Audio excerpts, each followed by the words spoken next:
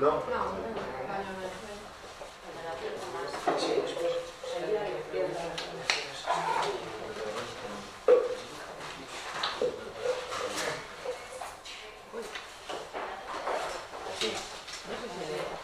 ¿Así millor? Sí, estamos un poco fuera para ser agradable. Bueno, pagamos todas. Sí, claro, pagamos todas. Sí, porque no nos hace falta, ¿no? Nos hace falta. No, todas non, unha debe de caer. Ah, queda la vista. Esa deixada, sí. Por lo menos, porque non me imagino. Es la claridad de fuera. Sí, claridad. Hay que trabajar. O sea, yo es que estoy muy bien colocada. Estamos al revés, debían de estar de Isabel prefiere así un ambiente dim. Ah, es que no sé.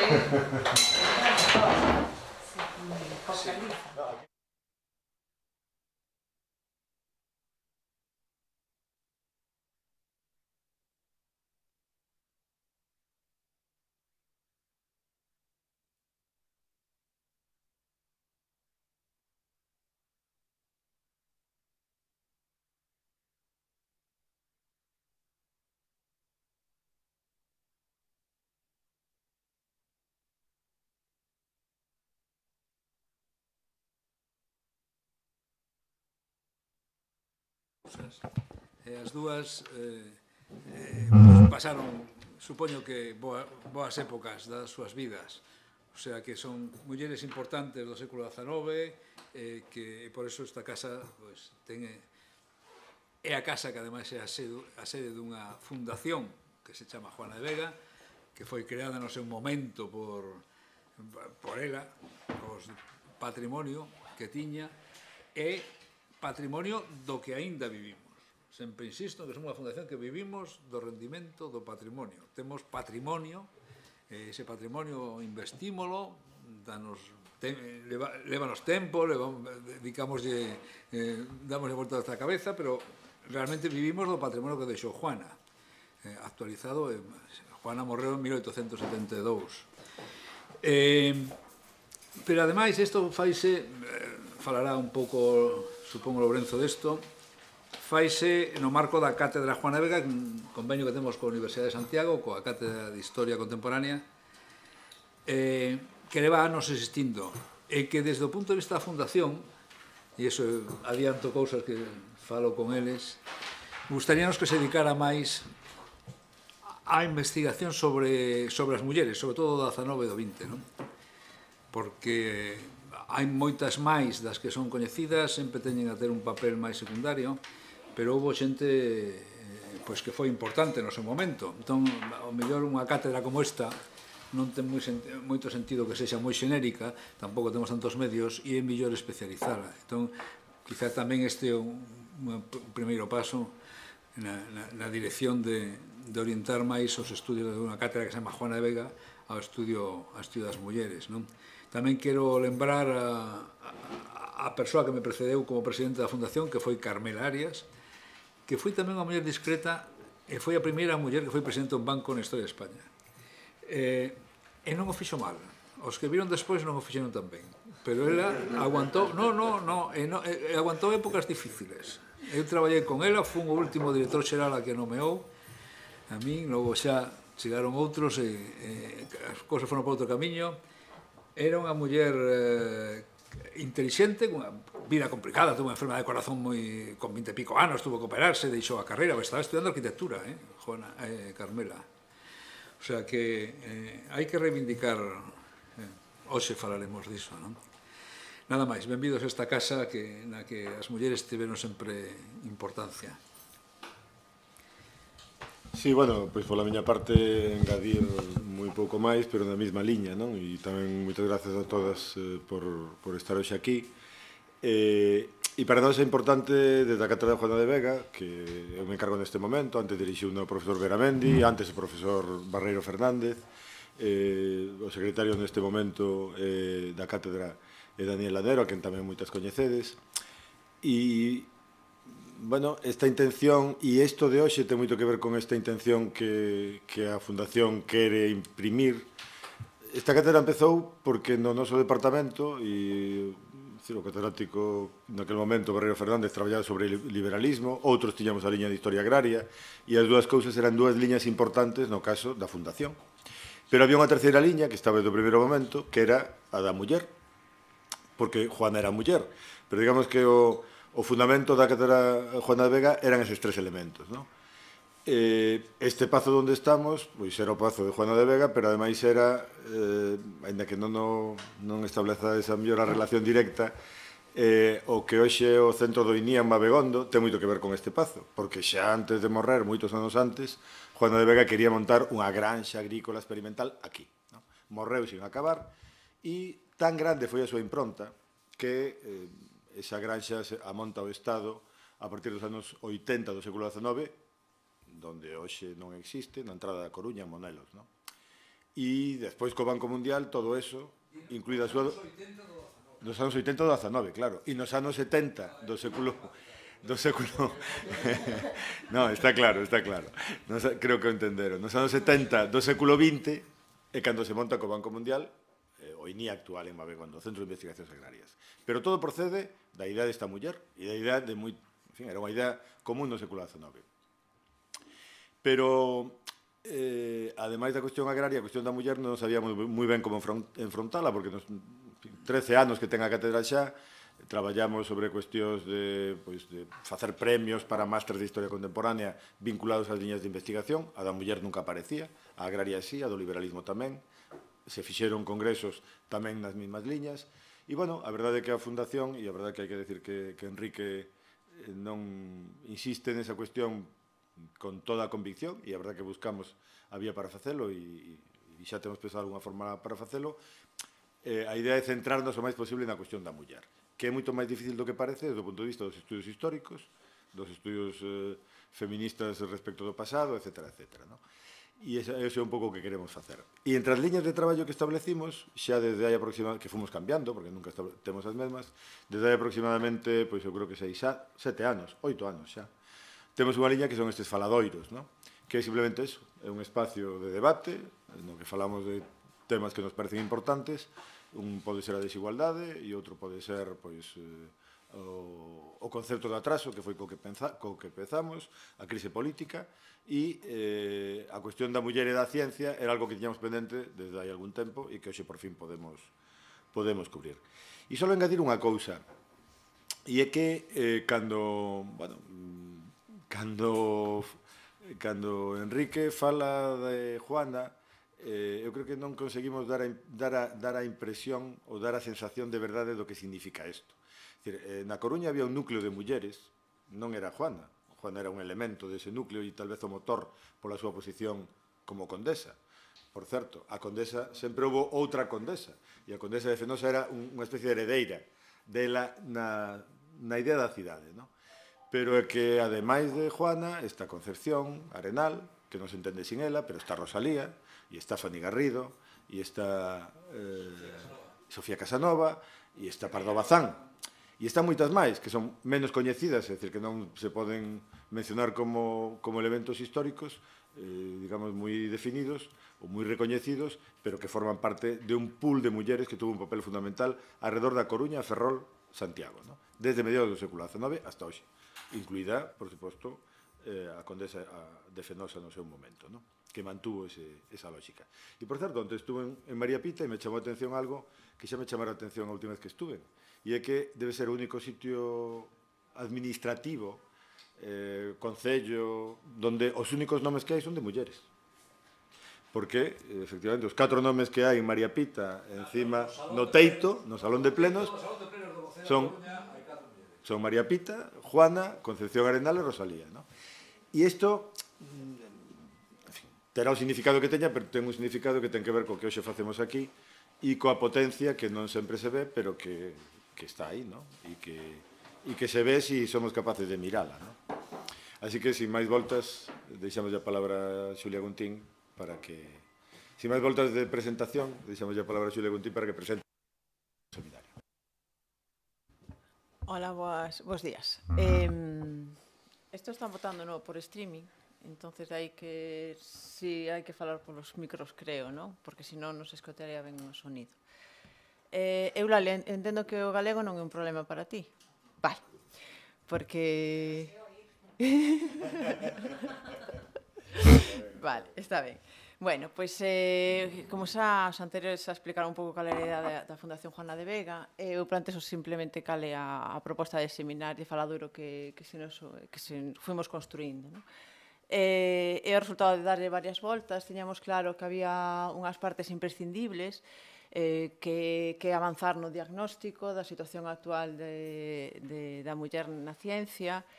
Sobre todo, nos interesa moito ver si despois de varios anos, non sei se tantos, pero bueno, xa suficientes anos, quizá de políticas que intentan acadar a igualdade no ámbito tamén científico, pois si houbera cambios entre a experiencia de hai 30 anos e o que pode ocorrer agora, dado que as unidades de Muller e Ciencia, por exemplo, a de Galicia se montou no ano 2007-2008 e xa había unidades de Muller e Ciencia previas. E se efectivamente a situación actual ten mudado nestes anos, e son as cuestións que nos interesa, porque nos gustaría que a resposta fora que sí e que a situación está mellorando. E son uns aspectos, e despois tamén a outra cuestión que tamén nos interesa era algo que eu creo que Eulalia que nos vai a facer reflexionar sobre iso, é se hai unha perspectiva femenina de achegarse á ciencia ou non, ou se a ciencia, como tratou a ciencia a muller como xeito científico, e esta reflexión sobre a propia elaboración da ciencia e o avance do coñecemento, e a incorporación da perspectiva de xénero no avance do coñecemento. Son dúas cuestións que, a través da presentación da ponencia de Eulalia e posteriormente a de Coral, que disculpo porque iba a chegar un pouco tarde, xa nos avisou, porque ven de Vigo e non conduce, e entonces está un pouco máis limitada, pero que esperemos que non se retrase moito máis. Son as dúas primeiras, vamos a respetar a orden que teñamos previamente pensada. Primeiro intervendrá Eulalia, haberá un período para a discusión. Tanto a ponencia de Eulalia como a de Coral están relacionadas, obviamente, co cual tampouco o segundo debate podemos retomar cuestións que quedaran no primeiro, non son cuestións independentes a unha da outra, e ese sería o primeiro bloque. E para o terceiro bloque estamos pensando, en terceira parte, queríamos unha intervención un pouco diferente ao normal en este tipo de xornadas, e era incorporar a cuestión das novas masculinidades. Tamén ahora mesmo non somos nada orixinais, está moi de moda, hasta publicitariamente, creo que todos vimos el anuncio de Gillette e todos pensamos e todo o que significa eso, non? Efectivamente, creo que tamén eso hai que incorporalo, hai que ver que significa, hai que ver que papel xogan os homes nesta nova construción social, e para iso traemos a Jorge García Marín, que é profesor da Universidade de Santiago, que tamén debe estar a punto de chegar. Tiña que conciliar e por iso tamén vai chegar un pouco tarde, pero díxome que iba a intentar vir o antes posible, esperemos que non tarde demasiado.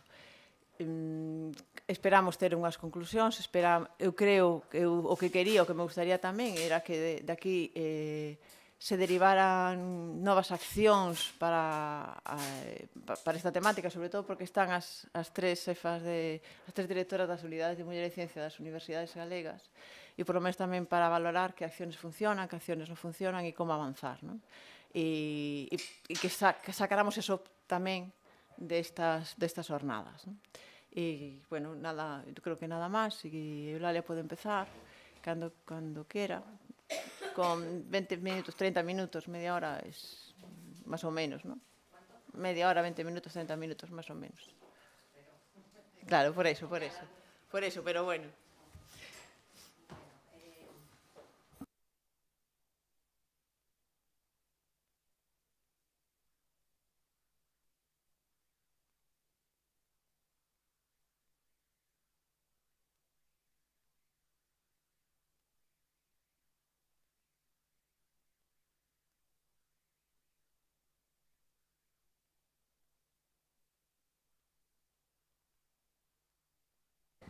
Gracias.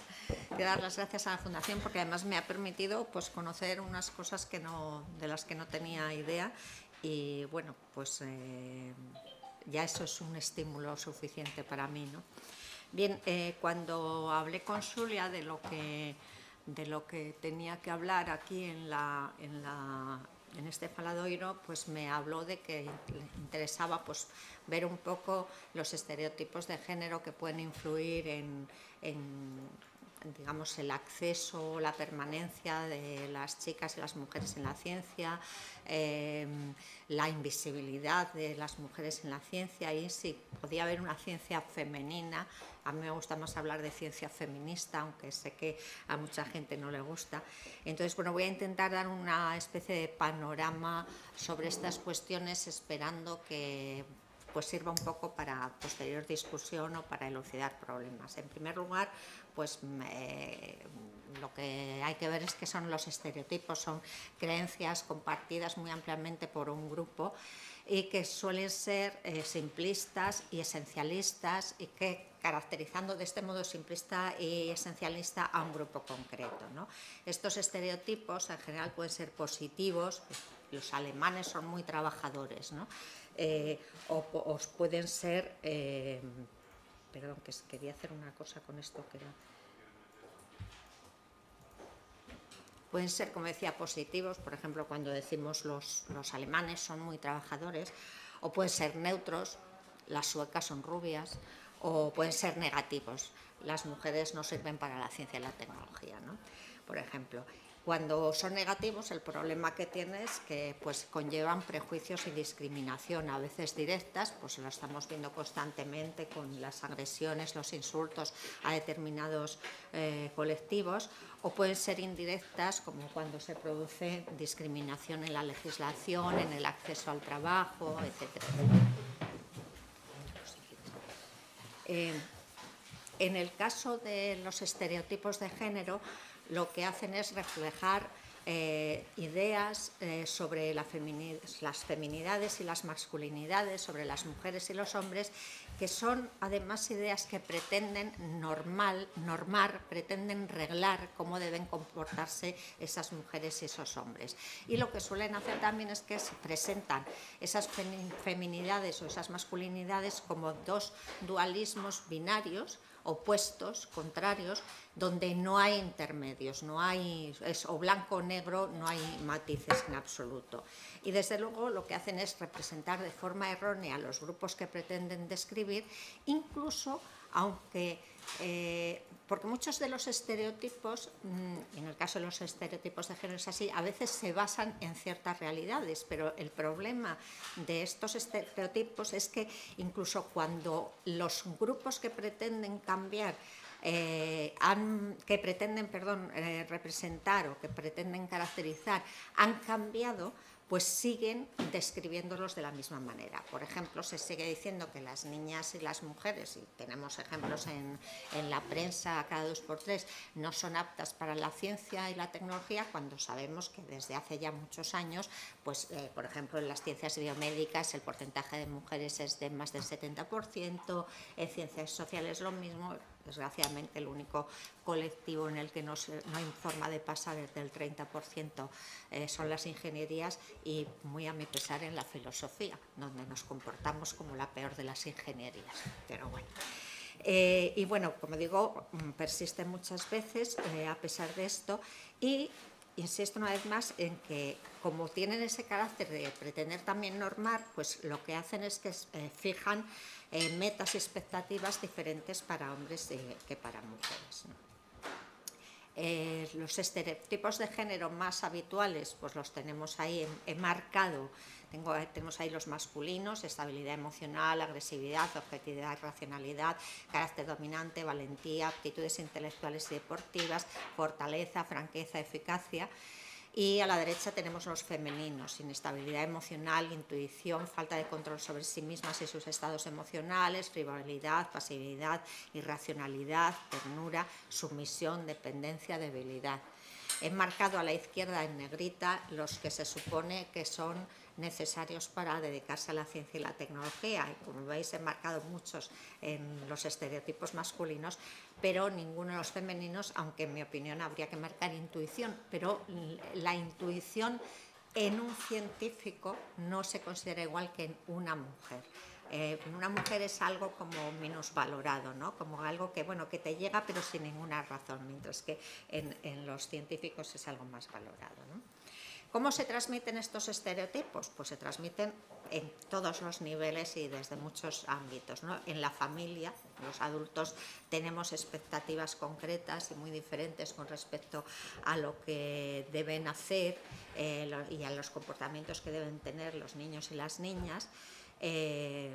Todos lo sabemos, además hay muchos estudios hechos al respecto. Por ejemplo, había uno muy interesante que se hizo ya en los años 80, donde se ponía a niños y niñas vestidos de distinta manera, se les ponía a los niños de rosa, y entonces los padres, el grupo de adultos, cuando los veía vestidos de rosa, suponían que eran niñas, decían una serie de cosas sobre ellos y tenían unas expectativas sobre estos niños, niñas, diferentes de cuando los vestían de azul, aunque eran el mismo grupo de niños, ¿no? Por supuesto, también entre los iguales, los compañeros de colegio, los amigos, también asumen y defienden esos estereotipos que les han inculcado o que han incorporado, porque tampoco es que se inculquen conscientemente, ¿no? Pero ellos lo incorporan. Y lo que pasa también en muchos casos, eso se ha visto también en muchos estudios, es que los niños y las niñas, sobre todo a partir de determinada edad, a partir de cuando entran en la preadolescencia, adolescencia, pues no quieren ser el bicho raro. Entonces eso se ha visto también en muchos estudios. Nosotras hicimos un estudio hace unos años sobre la percepción de la ciencia y la tecnología en la adolescencia madrileña, donde hicimos un montón de entrevistas por escrito y cogíamos niños, ya no recuerdo bien, era de 10, de 12, de 14 y de 16 años. Entonces, el interés que tenían por la ciencia entre 10 y 12 años era prácticamente igual entre niños y niñas, pero a la hora de pasar ya a los 14, y no digamos ya a los 16 o 18, que era la última que estudiamos, pues variaba mucho, porque incluso niñas que sacaban muy buenas notas en matemáticas o en física decían que no les gustaba porque no querían ser el bicho raro de la clase. Si todas las demás decían que no les gustaba, aunque ellas fueran muy buenas y les gustaba mucho, decían que no, ¿no? Entonces, bueno, luego por supuesto los medios de comunicación, en los programas de televisión, las series, los anuncios, pues transmiten una imagen de cómo deben comportarse y ser hombres y mujeres. Y por supuesto en la escuela también. Bueno, yo pongo ahí esa imagen porque creo que dice muy bien, ¿no?, el estereotipo masculino y el femenino, la Barbie, y abajo pues lo podemos ver también en esta caricatura que saqué de un periódico y ahora no recuerdo cuál es, ¿no?, donde vemos el obrero, el policía, el atleta, tal, la madre, la vampiresa. O sea, las únicas representaciones que hay ahí son de madre y de vampiresa, pero no hay ni una jefa, ni un científico, ni siquiera una estafadora, por lo menos, ¿no? En la escuela se transmiten de diversas maneras también. Por un lado tenemos el currículo oficial o abierto, en el que pues es ese currículo donde aparece de manera explícita y clara cuáles son los objetivos educativos que va a desarrollar el centro escolar, ¿no? Y bueno, ahí pues se definen el enfoque, la estrategia pedagógica, los contenidos que van a tener cada materia, las metodologías a seguir, los criterios de evaluación y bueno, eso está claramente explicitado por las leyes educativas que fija cada país o cada autonomía en nuestro caso, y eso se plasma en los libros de texto, en el lenguaje visual y escrito y en el mensaje o contenido. Pero tenemos otra forma de transmisión de los estereotipos de género y los otros también en la escuela, que es mediante lo que se llama el currículo oculto, ¿no? En el currículo oculto tenemos, como si dijéramos, dos formas. Por un lado es el latente, que son los valores y las pautas que contribuyen a reforzar el mensaje de estereotipos y el mensaje discriminador, de una manera no explícita, no se manifiesta explícitamente, es lo que se suele llamar en la literatura la pedagogía invisible. Y luego está el currículo omitido, que son estos ya ni siquiera se transmiten de manera no explícita, sino que directamente se silencian, no se habla de ellos, ¿no? O sea, son ese conjunto de problemas que son fundamentales para nuestra sociedad y que quedan excluidos de la cultura escolar dominante. Por ejemplo, no se habla en las clases, no se habla del aborto, ni de las drogas, ni del abuso sexual, ni de la violación, ni de la violencia de género, ni del incesto, aunque por supuesto estoy generalizando, hay sitios donde sí, hay profesores que se esfuerzan en sacar a la luz el currículo omitido, pero es algo que es bastante generalizado, ¿no?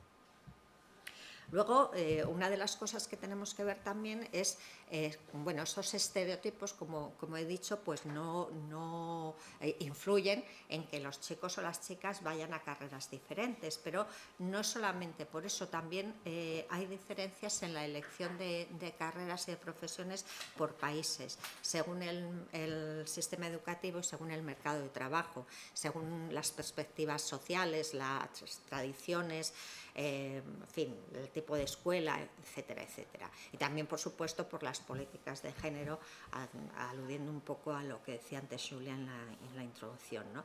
Y también una de las cosas que se ha visto es que una manera, digamos, de eliminar, por lo menos en parte, los efectos de estos estereotipos viene dado por el nivel educativo y por el interés que tengan por la ciencia los progenitores.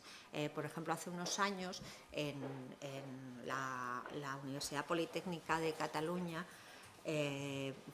tuvo un programa para atraer a las niñas a las ingenierías que se llamaba el programa Dona, y una de las cosas que vieron fue que no tenían ningún problema en atraer a las niñas a hacer ingenierías cuando ellas procedían de familias de clase media, de clases donde los padres eran profesionales, mientras que donde tenían más problemas eran en aquellas familias. Por eso incidieron mucho en los barrios periféricos de Barcelona, porque veían que en las familias, digamos, de clase baja o donde los padres no eran profesionales, donde había más dificultad para que las niñas hicieran ingeniería, porque los propios padres les decían a las niñas, bueno, haz una carrera un poco más corta, que luego te permita hacer una oposición y tener una familia, y no sé, o sea, que se seguía con el estereotipo. Entonces, mucho tiene que ver el nivel educativo y el interés por la ciencia de los progenitores. ¿Qué explicaciones hay para esto de que estos estereotipos marquen el interés de las niñas y de los niños por la ciencia de manera diferente? Bueno, hay muchas explicaciones. Una de ellas es biológica, en el sentido de que hay diferencias cognitivas, neurológicas o biológicas entre chicos y chicas. Bueno, esto es fácilmente rebatible porque se ha comprobado que cuando existe brecha de género en matemáticas, si se hacen políticas de igualdad, estas desaparecen. Eso se ha visto, por ejemplo, a través de los informes PISA en el caso de Finlandia y de Corea, por ejemplo, ¿no? Y suele suceder también que en sociedades más igualitarias esta brecha desaparece, ¿no? Luego, otra cosa también que se ha visto es que las trayectorias educativas y profesionales no se pueden explicar solo sobre la base del rendimiento académico en matemáticas o en ciencias. Se ha hecho unos estudios donde se seguía la carrera profesional de chicos y chicas en Estados Unidos que habían pasado una prueba que se hace antes de ir a la universidad y que supuestamente marca el rendimiento posterior, y resulta que en un grupo muy numeroso que se estudió, o sea, no tenía nada que ver. Gente que había sacado muy buena calificación en ese test, que perdonadme, pero ahora mismo no me acuerdo el nombre completo, pues gente que había sacado muy buenas calificaciones luego no habían hecho grandes cosas, y al revés, gente que había sacado unas calificaciones medias o bajas luego había tenido un éxito tremendo en la carrera profesional, ¿no? Y luego otra cosa también que se ha visto es que las chicas no tienen rendimientos mucho más bajos que los chicos en matemáticas. Por ejemplo, esto cuando se publica el informe PISA, siempre, por ejemplo, en los últimos años en España siempre se dice, no, es que las chicas puntúan menos que los chicos en matemáticas.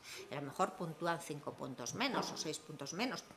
es estadísticamente significativo, pero nadie dice que los chicos puntúan sistemáticamente mucho menos, hasta 50 y 60 puntos, que las mujeres en comprensión lectora, lo cual es mucho más problemático que las matemáticas, porque si tú no entiendes lo que lees, difícilmente vas a poder hacer buenas matemáticas, física o lo que sea, ¿no?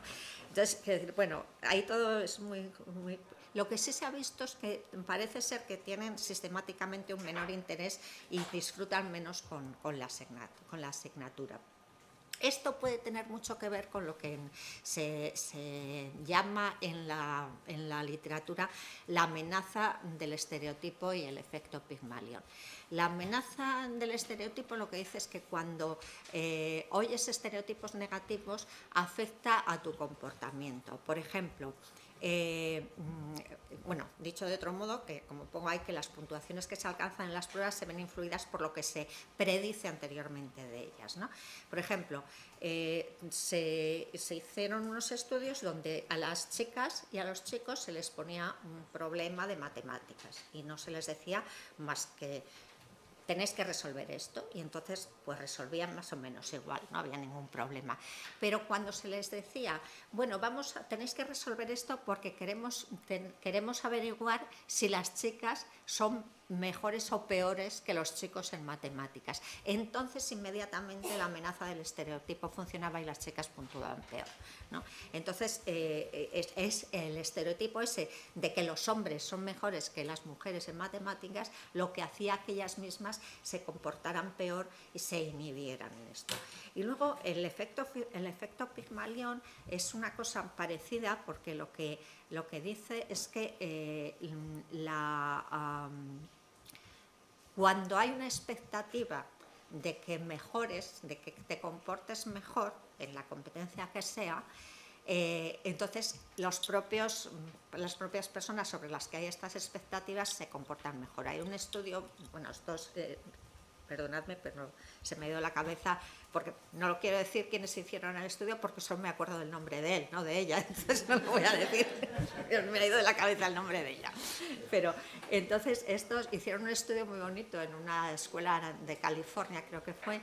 Entonces les pasaron un test a los chicos y chicas indistintamente. No, esto no tenía que ver con el género, y entonces dijeron que ese test lo que iba a probar era, o sea, los que puntuaran bien en ese test tendrían unas calificaciones y serían alumnos mucho más brillantes en los años posteriores. El test no medía absolutamente nada, no medía nada.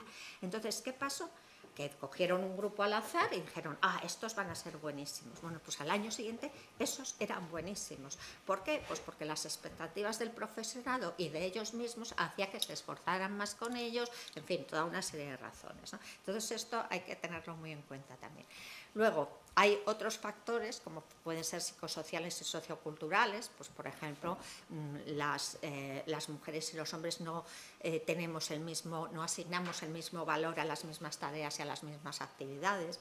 Eso se ve muy bien cuando nosotros que hacemos, nuestro grupo hace muchos estudios con entrevistas, pues te das cuenta de que los hombres y las mujeres pues no le dan el mismo valor a unas cosas y a otras. Ahora estoy dirigiendo una tesis doctoral a una profesora peruana y estamos haciendo unas entrevistas a las ganadoras en Perú del premio L'Oréal y del premio L'Oréal for Women in Science, ¿no? Y tenemos un grupo masculino de varones también científicos de control, ¿no? Y es muy interesante porque ellas pues hablan constantemente de la conciliación, del cuidado de los hijos, de los padres. Para ellos ese problema no existe, directamente no nos aparece. Cuando aplicamos el programa, el Atlas TIC, que es el que nos identifica los ejes y demás, yo digo, bueno, no puede ser, es que ni siquiera aparece. O sea, no, es una variable que no contemplan para nada, ¿no? Eso parece que es así, ¿no? Tendríamos que hacer cosas para cambiarlas. Algo está cambiando. Yo creo que afortunadamente, pues el otro día me comentaba un colega, decía, es que yo no me ocupé de mis hijos en la vida. Y ahora cuando veo a mi hijo que está pendiente de los suyos, que si va a las reuniones de padres, que no sé qué, dice, veo que me he perdido muchas cosas, me decía, ¿no? O sea, creo que sí que entre la gente joven está cambiando. Por supuesto, tampoco hay que generalizar, que siempre ha habido gente también de otro tipo, ¿no? Pero bueno, es, digamos, lo general. Y luego también, como decía antes, los modelos de conducta y de referencia, ¿no? Los antecedentes familiares, como decía antes, y el disponer de modelos de referencia de los que aprender y con los que identificarse es muy importante. Por eso yo siempre insisto mucho en que las ilustraciones en los libros de texto, que donde no aparecen prácticamente mujeres más que en papeles secundarios casi siempre, pues es muy importante. Por eso pienso también que es muy importante pues recuperar esas figuras que se han olvidado o que se han ocultado en la historia de la ciencia, y sobre todo también darse cuenta de cuáles son los mecanismos de deslegitimidad epistémica, de reconocimiento de estas mujeres, ¿no? Porque yo siempre digo, en las historias de la ciencia, hasta muy recientemente, ahora sí porque hay mucho trabajo hecho en las 2-3 últimas décadas, pero en las historias de la ciencia al uso no aparecían prácticamente mujeres. Yo me acuerdo una vez que me fui a ver el René Tatón, que son 4 o 5 tomos así de gordos y así de altos, y venía Hipatia, Madame Curie, no sé si alguna más, Liz Meitner me parece que aparecía también, y poquitas más, ¿no? Y claro, pero a lo largo de la historia sí que ha habido menos que hombres, evidentemente, en primer lugar, porque no se ha tenido acceso a la educación formal hasta muy recientemente. Bueno, no tan recientemente ya, pero bueno. Antes me contaba Enrique que Coruña es uno de las pocas, o la única capital de provincia que no tiene obispado. Suelo decir, creo que es la mayor área metropolitana de Europa sin obispo. La de Europa. Exacto. Bueno, pues claro, cuando se empieza a hacer el acceso formal a la educación universitaria es a través de las escuelas catedralicias, o sea, son de la Iglesia, que luego se transforman en universidades, y ya de entrada ahí les está vetado el acceso al conocimiento superior a las mujeres, aunque eso no impidió que muchas se autoeducaran o se educaran en las bibliotecas de sus padres, siempre de clase alta, claro, porque las otras pobres pues, bastante tenían con subsistir, ¿no? Entonces, bueno, como digo, es importante, como digo, aparte de estos, que luego pondré un par de diapositivas con algunas de ellas, que bueno, tienen unas historias un poco curiosas, pues sobre todo darse cuenta de los mecanismos que se utilizan para deslegitimar el conocimiento de las mujeres, ¿no? Entonces ahí me gusta hablar de este patrón de reconocimiento que identificó Merton, y al que él llamó el efecto Mateo, porque se fijó en el versículo del Evangelio de Mateo que dice: a quien tiene se le dará más y tendrá en abundancia, y entonces dijo que eso era lo que pasaba en casos de colaboración entre científicos y en casos en que se hacían descubrimientos de manera independiente por un científico de reconocido prestigio y otro que no lo era tanto. Y entonces él dice, bueno, está claro que el patrón está sesgado a favor del científico de más prestigio. Entonces hay una historiadora de la ciencia maravillosa, Margaret Rossiter, que identificó, se fijó en la parte siguiente del versículo, porque la primera parte dice: a quien tiene se le dará más y tendrá en abundancia, pero después dice: pero a quien menos tiene se le quitará incluso lo que tiene, ¿no? Entonces dijo, este es el efecto Matilda, esto es lo que les pasa a las mujeres, ¿no? A las mujeres en ciencia. Entonces, bueno, aquí tenía unas cuantas pocas para señalar, pues por ejemplo, esta es María Agnesi, una matemática que escribió un libro que se llamaba Las instituciones analíticas para el uso de la juventud, que lo que hacía era reunir en un solo volumen el cálculo diferencial de Leibniz y el cálculo de fluxiones de Newton, que estaba disperso por muchos sitios, y utilizó una notación que es la que se utiliza ahora. Esta es Marie de Lavoisier, que era la que hacía las traducciones a Lavoisier del inglés al francés, porque él no sabía inglés y ella sí, se casó con ella cuando ella tenía 13 años, la pobrecita. Y bueno, no solo eso, sino que le hacía los grabados de sus trabajos, le ayudaba en todas sus experimentaciones, y de hecho cuando él murió guillotinado, luego ella fue la que sacó la edición de todas sus obras y demás, ¿no? Esta es Madame de Châtelet, que ha pasado a la historia como la amante de Voltaire, pero claro, era mucho más. Fue la traductora de los Principia Mathematica de Newton, y gracias a su traducción al francés se conoció la obra de Newton en el continente, en una época en que ya nadie, o prácticamente nadie, sabía latín, sino que hablaban las lenguas de sus respectivos países. Bueno, para ir muy deprisa, esta es Maria Mitchell, una astrónoma norteamericana, Sophie Germain, una matemática, Mary Anning, que es la madre. Esta fue muy reconocida desde un primer momento, a pesar de que era analfabeta, no aprendió a leer y a escribir hasta los 15 años, era súper hábil recogiendo fósiles y sobre todo recomponiéndolos, ¿no? Entonces se la considera la madre de la paleontología. Esta es Caroline Herschel, también muy interesante porque descubrió un montón de cometas que se le atribuyeron a su hermano, a pesar de que su hermano decía una y otra vez que no, que era ella. Corrigió el catálogo estelar de Flamsteed, en fin, hizo montones de cosas. Ella fue muy reconocida en su época. De hecho, si no recuerdo mal, es la primera mujer astrónoma pagada en toda la historia, ¿no? O Florence Nightingale, que a mí me encanta porque se la conoce como enfermera. El otro día también, no sé, de una entrevista que me hicieron, por ejemplo, sí, conocemos a Florence Nightingale. Digo, bueno, pero es que Florence Nightingale fue mucho más que una enfermera. Fue la primera mujer que hizo medicina cuantitativa, fue la primera mujer que hizo estadísticas de mortandad, de todo, ¿no? Y aparte de todo lo de la sepsia que introdujo en los hospitales. Y ella, de hecho, es la primera que hace lo que ahora conocemos como quesitos, el diagrama que ella les llamaba diagrama polar. O Emmy Nederman, esta es también muy conocida, ¿no? O Virginia Apgar, quienes tenemos hijos sabemos que cuando nace un niño lo primero que se le hace es el test Apgar, ¿no? Pues yo siempre cuento la anécdota de que el pediatra de mis hijos le dije, ¿tú sabes por qué se llama el test Apgar? Y me dijo, sí, porque lo que se mide es appearance, pulsar, image, activity and respiration.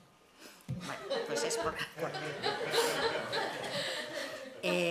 Jocelyn Bell también pues descubrió los púlsares cuando estaba haciendo la tesis doctoral, y el premio Nobel se lo dieron a su director de tesis, ¿no?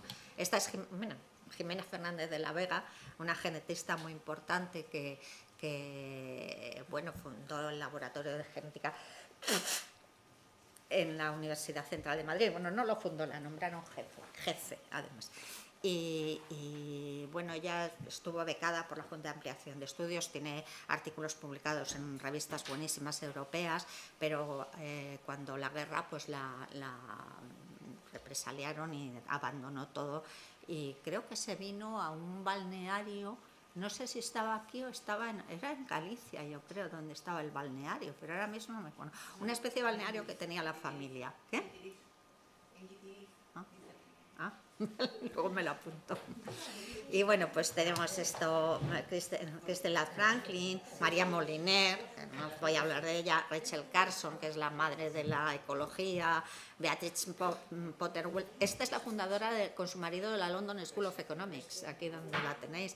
Y esta mujer es la que en un informe que hizo, por una serie de motivos que no vienen al caso, luego si queréis lo cuento, escribió un informe que se llamaba The Minority Report, donde lo que hacía era sentar cuáles debían ser las bases del estado del bienestar, por lo menos tal y como lo hemos conocido hasta hace unos poquitos años, ¿no? Y bueno, María de los Ángeles Albariño, que siempre la pongo como ejemplo de ilustre oceanógrafa. Y entonces, volviendo a lo que decía antes del efecto Mateo y del efecto Matilda, pues tenemos, por ejemplo, casos, tengo montones de casos documentados, y en el último libro, el penúltimo, porque creo que el último ya ha salido, que saqué en el 2017 junto con mi colega García Dauder, pues tenemos un montón de casos, por lo que solamente voy a poner aquí 2 o 3. Tenemos el caso de Nettie Stevens, que fue descubridora o co-descubridora de la naturaleza cromosómica de la determinación sexual, pero siempre se le ha atribuido a Wilson, a pesar de que ella publica un artículo de 20 y pico páginas en una revista muy importante. Él saca también otro artículo de 3 páginas en otra revista muy importante, casi simultáneamente aparecen las dos, Y él dice, y mis experimentos y mis observaciones, dice, concuerdan con los efectuados por la señorita Stevens. La señorita Stevens era doctor Stevens, pero la llamaban Miss Stevens, ¿no? Y, o sea, eso quiere decir que él conocía lo que había hecho antes, pero siempre, hasta muy recientemente, en los libros de texto aparecía como que quien había descubierto eso era Wilson. Y, por cierto, que hay un libro muy bonito sobre el descubrimiento y sobre Nettie Stevens, pero que no recuerdo no me acuerdo ni del título ni de la autora. Bueno, luego a ver si me acuerdo. Está publicado por el CSIC y es un libro súper documentado donde cuenta toda la historia, ¿no? Bueno, el caso de Rosalind Franklin es flagrante y yo creo que es muy conocido, así que no lo voy a contar, pero bueno, si no hubiera sido por la fotografía 51, que es la que le roba Wilkes para enseñársela a Watson y Crick, Watson y Crick jamás se les habría pasado por la cabeza que la estructura del ADN era de una doble hélice, ¿no? O bueno, he contado lo de Jocelyn Belles, que me gusta mucho, es una mujer además increíble, tuve el gusto de conocerla y charlar con ella hace 2 o 3 años y me encanta. Bueno, entonces, ¿qué hacer para esto? Bueno, pues ha habido varias... ¿Qué estrategias se pueden seguir para evitar la invisibilización, esta deslegitimación, este mayor acercamiento? Bueno, pues hemos visto, entronca también con lo que decía antes Julia, pues se han hecho programas para aumentar la participación de las mujeres y equiparar su representación a la de los hombres, pero en mi opinión, estos programas se centran mucho en cuestiones estrictamente sociológicas, pero sociológicas que apuntan solo a las mujeres, no a la parte institucional. Y también dejan de lado cuestiones epistemológicas, de las que voy a hablar enseguida, y desde luego, en mi opinión, y bueno, luego hablaremos de ello, pero por muchos esfuerzos han tenido, digamos, poca capacidad de transformar el contexto cultural en el que estamos inmersos, ¿no? Otras de las estrategias ha sido reformar las organizaciones científicas para eliminar barreras estructurales y culturales en las prácticas organizativas, en las relaciones de género. Todos sabemos que ha habido muchas resistencias a estos, y luego cambios metodológicos y epistemológicos. En ese sentido, pues desde muchas científicas, tanto biólogas, etcétera, como científicas sociales o desde la filosofía de la ciencia, por ejemplo, pues se han hecho críticas a diversas disciplinas científicas como la biomedicina, la primatología, sobre todo centrándonos en las áreas que pretenden justificar desigualdades sociales de género basándose en supuestos argumentos científicos sobre las diferencias innatas entre hombres y mujeres, como lo que decía antes, ¿no? En ese sentido, pues han sido blanco de las críticas, por ejemplo, la sociobiología, la psicología evolucionista, porque tienen una premisa muy tremenda, y es que si somos diferentes por naturaleza, se haga lo que se haga, nada va a poder evitar que eso siga siendo así, ¿no? Bueno, entonces lo que se ha visto también es que se han hecho, al hacer estas críticas, que se han producido muchos conocimientos que están sesgados, son esos conocimientos que pretenden justificar desigualdades de género, como decía antes, perdón. Entonces, ¿qué es lo que en mi opinión hay que hacer?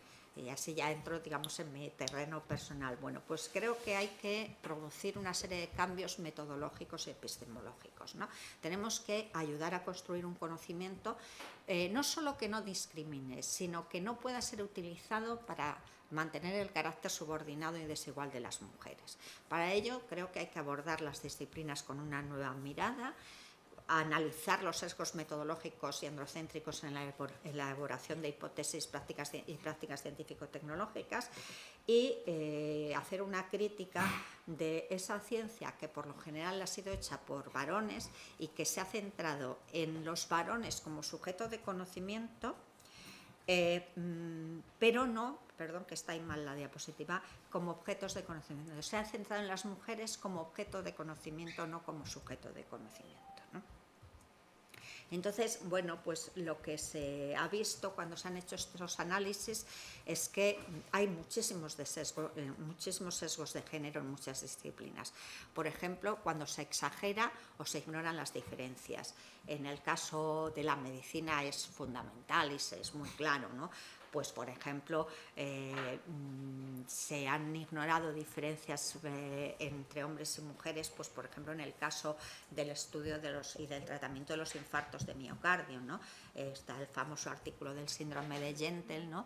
Donde se veía que las mujeres, pues, no se les hacía caso cuando iban a las urgencias con los síntomas, con infartos de miocardio, porque en muchas mujeres el infarto de miocardio no cursa con el típico dolor de pecho y de brazos, sino que con náuseas, dolor de estómago, etcétera, etcétera. Se las mandaba a casa y luego o morían o volvían, ¿no? Y tal, ¿no? O cuando se ha exagerado las diferencias, y eso ha llevado a que, al considerar que hombres y mujeres somos muy diferentes, ¿en qué? En la cuestión reproductiva. Entonces la medicina se ha centrado, cuando se ha estudiado a las mujeres, en todo lo que tiene que ver con la reproducción, pero no en nada más, no en estas otras cosas. En las prioridades científicas, por ejemplo, pues qué es lo que decidimos que hay que trabajar, que hay que investigar, que hay que financiar, porque en el fondo también está la cuestión de la financiación. En los modelos teóricos, en las preguntas de investigación que uno se puede hacer, o en las hipótesis y en la definición de variables, si nosotros, por ejemplo, al estudiar una muestra cualquiera no distinguimos por sexo, pues no nos va a dar diferencias que seguramente va a haber, etcétera, ¿no? En los diseños, en las muestras empleadas, en la situación experimental, en la recogida de análisis de datos, en la interpretación de resultados, en su publicación. Por ejemplo, la publicación es muy interesante porque las revistas científicas jamás publican resultados negativos.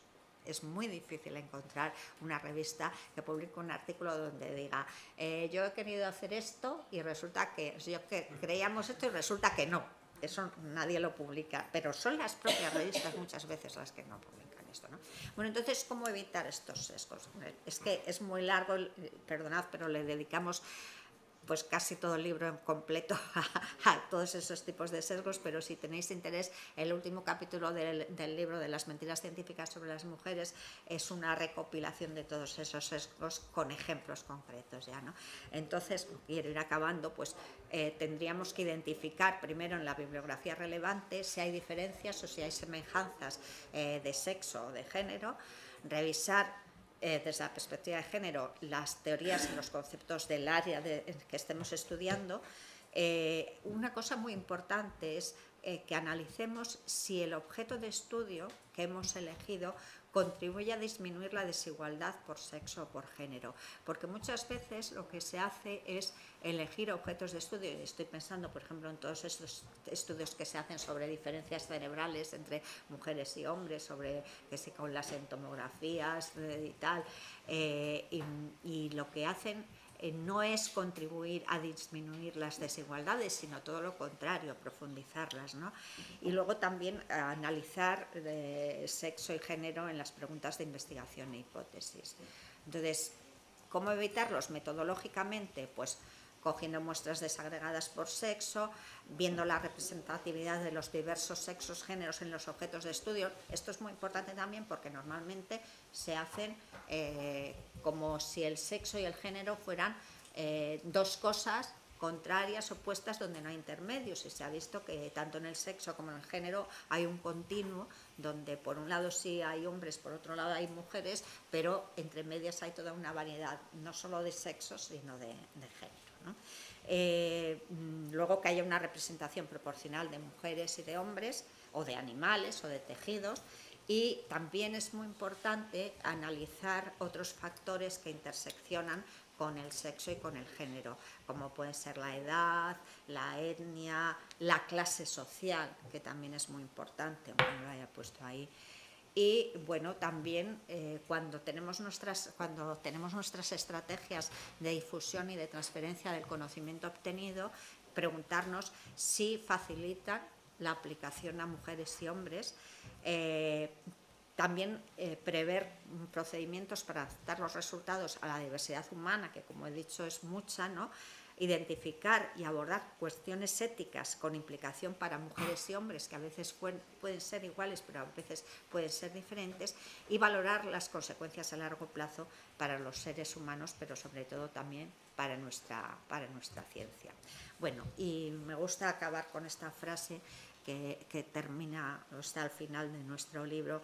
Dice: la objetividad científica y la búsqueda de una mejor ciencia requieren no solo corregir los sesgos de género que se producen en las investigaciones, sino políticas democráticas y participativas en las prácticas científicas comunitarias. Y con mi querido Forges termino. Muchas gracias. Me he alargado mucho. Gracias.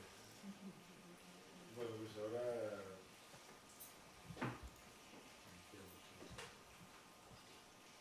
Casi 40 minutos.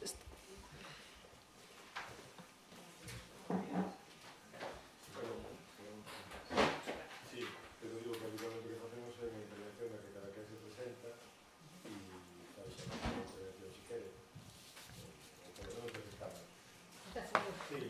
Fui a última en chegar, bueno, disculpa por a tardanza.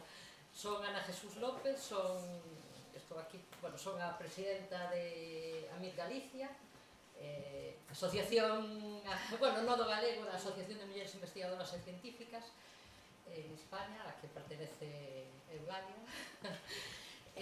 Bueno, aparte, isto é pluriemprego, non? Aparte son a directora da Oficina para a Igualdade de Xénero da Universidade da Coruña. Bueno, son profesora na Escola Politécnica Superior da Universidade da Coruña, o sea que os temas de xénero, ciencia e enxeñería cheganme moi cerca.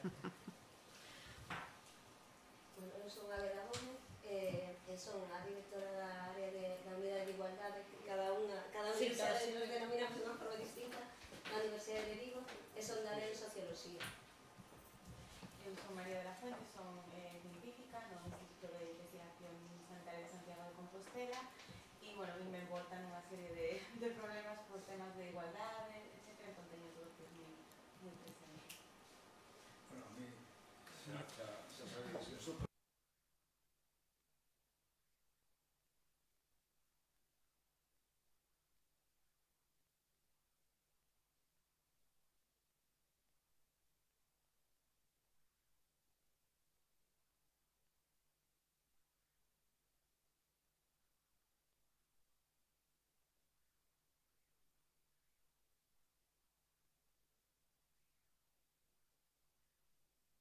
intentarei aprender. De feito, isto empezou un pouco, a miña primeira... Vou dar unha fotocopia. Ese unha cousa de Economist que leín hai 2 anos, en que viña a porcentaxe de mulleres científicas nunha serie de países. Que estaban, pois non sei, aquí vou usar unha fotocopia que xa está moi desgastada, pois Australia, Canadá, Francia, Dinamarca, México, pero os que tiñan máis porcentaxe de científicas eran Brasil e Portugal.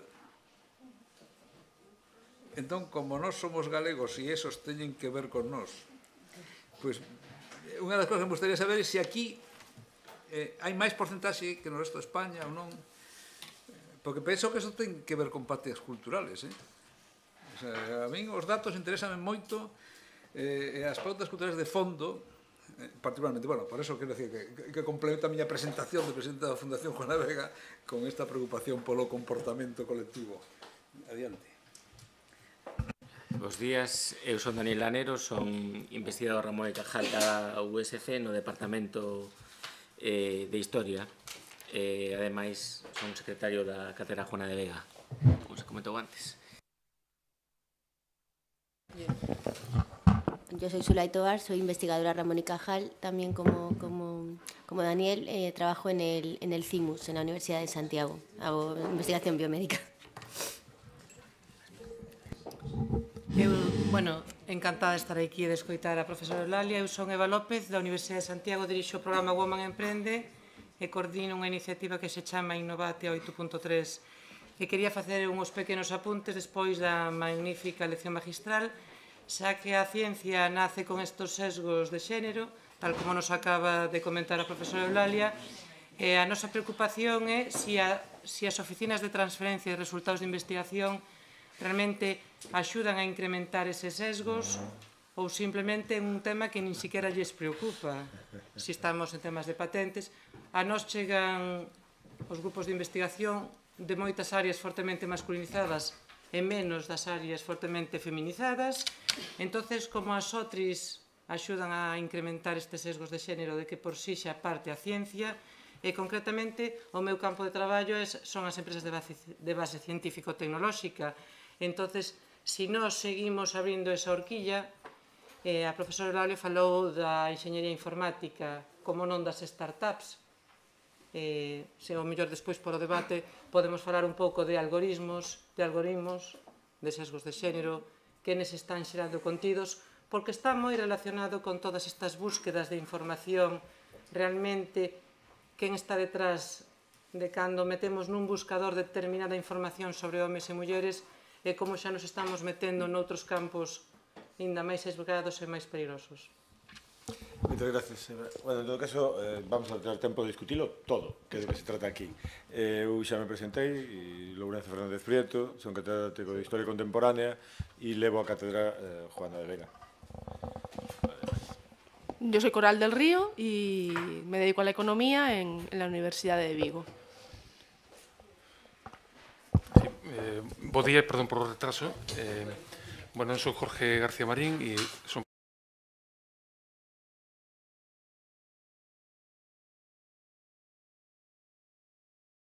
Quería agradecer a invitación a participar en este simposio. Son Isabel Diz, son profesora do Departamento de Ciencia Política, son politóloga. Estou nun grupo de investigación que investiga políticas de igualdade de xénero. Dentro deso, algunha cousa fixemos sobre muller e ciencia, políticas de igualdade nas universidades. En este momento pertenzo a un proxecto que lideran María Bustelo e Manuela Lombardo sobre políticas de igualdade na Universidade Española. Bos días, eu son Isabel Aguirre, son arquitecta, eu teño sido profesora da Escola Superior de Arquitectura da Universidade da Coruña moitos anos e agora son a directora da Escola Galega da Paisaxe da Fundación Juana de Vega. Eu vou aproveitar para darlle a benvida a Coral del Río, que vai ser a persona que despois tamén nos fale e que seguramente respostará a moitas das preguntas sobre datos, porque é un tema que ten ela moi controlado e seguramente nos poderá decir se as mulleres investigadoras científicas son unha porcentaxe maior aquí que en outros sitios e como evolucionou. E seguramente nos va a decir moitas cousas máis. Gracias por vir, ainda que tuveches, bueno, que vires de Vigo. E tamén aproveito para dar a benvida a Jorge García Marín, que nos vai a hablar desa cosa tan interesante que as novas masculinidades, que xa decía antes, e que tamén lle agradezo que fixera esforzo por vir e que este aquí, que nos acompañe. Eu quería aproveitar esta ronda para introducir algún tema máis que me gustaría que se falara e, bueno, dúas cousas especialmente. Hai unha cosa que a mí me preocupa e me preocupa moito, que é ser capaces de valorar canto camiño temos andado. E a mí me preocupa seriamente porque eu non son experta en estas cuestións, debe ser a única que non son destas cosas, pero por razóns diversas e por razóns personais, biografías personais, pois tú na temporada tuves alguna pequena responsabilidade en temas de I+D+I no goberno da Xunta de Galicia, non? E xa daquela, que corría o anos 2006, xa naquele momento xa estaba intentando facer a proposta de que nas referencias bibliográficas se solucionara o problema a inicial, e de esa forma que se ocultaba si os investigadores eran homes ou mulleres. Xa daquela no 2006. Entón, agora, efectivamente, ves unha presentación de Eulalia. E, bueno, a mí me gustaría saber si temos que seguir, se avanzamos a algo ou non, porque teño medo a pensar que non, porque desde 2006 xa pasaron 13 anos, van pasar 13 anos, non? E certo que as cousas non van moi rápidas, pero esperemos que algo vaya, non? Entón, esa era unha das cuestións que a mí me interesa especialmente, porque as unidades de muller e ciencia existen desde fai tempo, as políticas de igualdade existen desde fai tempo, e igual temos que avaliar que efecto foron capaces de ter e que camiño teñen que poñer por diante e como hai que seguir avanzando, non? Porque o diagnóstico que faremos, supoño que o que sabrá facer moito mellor Coral, en todo caso, pois é que a cousa ainda non está como que non está ben de todo, non? Entón, bueno, pois a ver que ando vemos e que máis tendríamos que andar. E a outra cuestión que eu quería ver e que tamén é importante velo, tendo en conta que especificamente para darlle máis contido relacionado coa ciencia ou coa academia, se podemos chamalo así, son os sesgos de avaliación na carreira profesional das homes e mulleres. É dicir, que porque sempre hai moitas mulleres que dicen que non, que elas non os tuveron, que non ocurren. Hai datos estadísticos que dicen que sí. E tamén supoño que eso tería mudado desde hai 30 anos para cá. Querría sabelo, e eu creo que a persoas que mellor non o poden decir son Dani, por exemplo, bueno, Daniel, vamos a chamar así como unha cosa máis seria, porque, claro, sí, porque son as persoas que tiveron que iniciaron a súa carreira científica máis recentemente, que están peleando por consolidarse, e nese proceso, seguramente, eu creo que aquí o noso interese era ter unha maior representación dese personal, porque seguramente as súas propias biografías personales nos poden facer reflexionar sobre se mudaron as cousas ou non, e se siga habendo sesgos dentro da propia academia en canto á avaliación dos currícula, etc. Entón, esperemos que teñamos a oportunidade tamén de falar destas cousas. Bueno, eu son, como Xulia dixo que había que nomearse polo serio, Socorro Rodríguez, pero habitualmente Coqui Rodríguez. Son psicóloga, profesora da Facultade de Psicoloxía, fun decana da facultade en algún tempo e traballo en psicobioloxía, con o cual algunhas dos aspectos nos que fixo incidencia Eulalia na ponencia me teñen especial interés. E eu creo que son especialmente representativos de como non é o máis importante a determinación dos datos ou das evidencias científicas como a interpretación que delas se fai e as derivacións que delas se extraen. E o caso das diferencias nas habilidades ou nas capacidades matemáticas ou lectoescritoras é unha delas, para empezar, porque son diferencias que efectivamente pode habelas, pero que non están instauradas no noso sistema xenético nin no noso sistema biolóxico, porque nin a lectoescritura nin a formalización matemática son habilidades innatas, son habilidades adquiridas e que necesitan un esforzo de aprendizaxe. E, curiosamente, que as mulleres nos datos poidan ter, ou nalgúns estudios, menores habilidades matemáticas, se interpreta como unha consolidación do que hai e da realidade e, bueno, pois explica e xustifica que non estean. Que os homes teñan supostamente menor capacidade de lectoescritora non impide que o 90% dos premios Nobel de literatura sexan homes. E, en todo caso, o que fai no sistema educativo é que haxa que prestarlles maior atención á formación lectoescritora porque teñen máis dificultades. Eu creo que un bo exemplo do que, da responsabilidade que temos cando atopamos esos datos de facer unha correcta interpretación e unha correcta derivación, digamos que en recomendacións ou en traslado á sociedade, que eu creo que sí, se está empezando a facer, pero que aínda queda moita tarefa, porque eu creo que un deses elementos, é dicir, ao final, nos educamos nunha epistemoloxía que temos en boa medida asimilada e pasa un pouco como cos micromachismos. Se non hai unha atención focalizada e continuada en eso, é moi fácil que se manteña.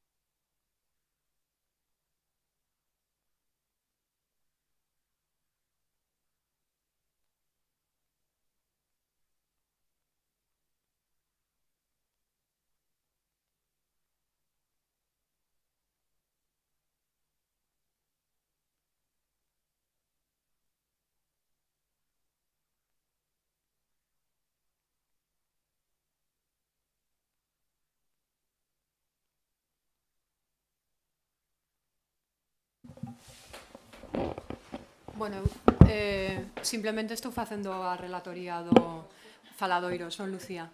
Grazas.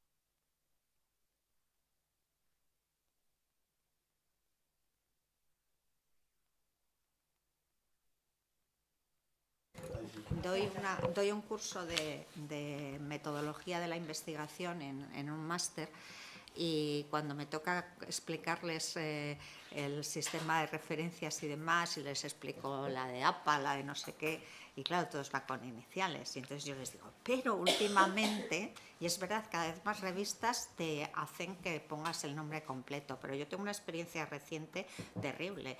O sea, me escribe el editor de Nature Astronomy para decirme que se ha enterado de un estudio que hicimos y que le gustaría publicarlo en formato reducido, porque claro, lo nuestro era un libro de 200 páginas, con datos actualizados sobre la situación de las astrónomas y astrofísicas en España. Entonces, hacemos todo el trabajo y, bueno, por supuesto lo tuvieron que someter a referees, en este caso a 3. Era además súper cauto el editor, pues decía, este es un tema muy controvertido, todo tiene que estar súper bien documentado, con datos y no sé qué. Entonces le mandamos toda la bibliografía con los nombres completos y nos hizo quitarlos. Y yo le expliqué, mire usted, precisamente una de las cosas que queremos es visibilizar a las mujeres. Las normas de la revista son las normas de la revista y no hubo manera. Entonces, bueno, es verdad que en ciencias sociales, por ejemplo, cada vez se hace más, pero en muchas disciplinas son muy reacios, muy reacios. Y no sé qué, tenía una cosa sobre lo de las iniciales bueno, ya me saldrá luego. Y luego sobre lo de los sesgos de evaluación en carreras de hombres y mujeres, pues, bueno, está el trabajo famoso de Veneras y Boll, que supongo que todo el mundo lo conoce aquí, donde se vio muy claramente que sesgos había, donde los dos más importantes eran el sexismo y el nepotismo, pero recientemente nos ha pasado una cosa, digo nos ha pasado porque nos llegó la consulta a un grupo de AMIT y entonces es el caso de las bajas por maternidad, en el caso a la hora de evaluar los sexenios. Entonces resulta que no te computa, ¿no? O sea, es una baja por maternidad, es de 4 o 5, los meses que sea, porque hay gente que une la lactancia y demás, entonces resulta que a la hora de evaluar ese sexenio, tú no puedes, o sea, tienes ahí un problema de unos meses que has estado parado, ¿no? Hay un estudio muy reciente que me han comentado, no lo he leído, por lo tanto no puedo decir, pero me lo escribió alguien por correo electrónico, me dijo, Eulalia, mira esto, que es muy interesante, porque parece ser que el estudio muestra que cuando las bajas se igualan las bajas de maternidad y de paternidad, eso no redunda en beneficio de las mujeres, porque las mujeres efectivamente la baja por maternidad la utilizan en la cría, mientras que la baja por paternidad la utilizan para mejorar su estatus como investigadoras, ¿no? Os digo que no lo he leído, que simplemente alguien me puso un correo electrónico y me dijo, míralo, pero no he tenido tiempo.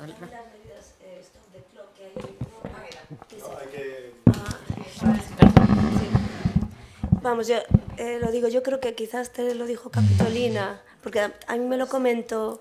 Y también las medidas stop the clock que hay en Europa para ciertas convocatorias europeas se aplican tanto a hombres como a mujeres, esas bajas, y al final la desigualdad se reproduce, ¿sabes?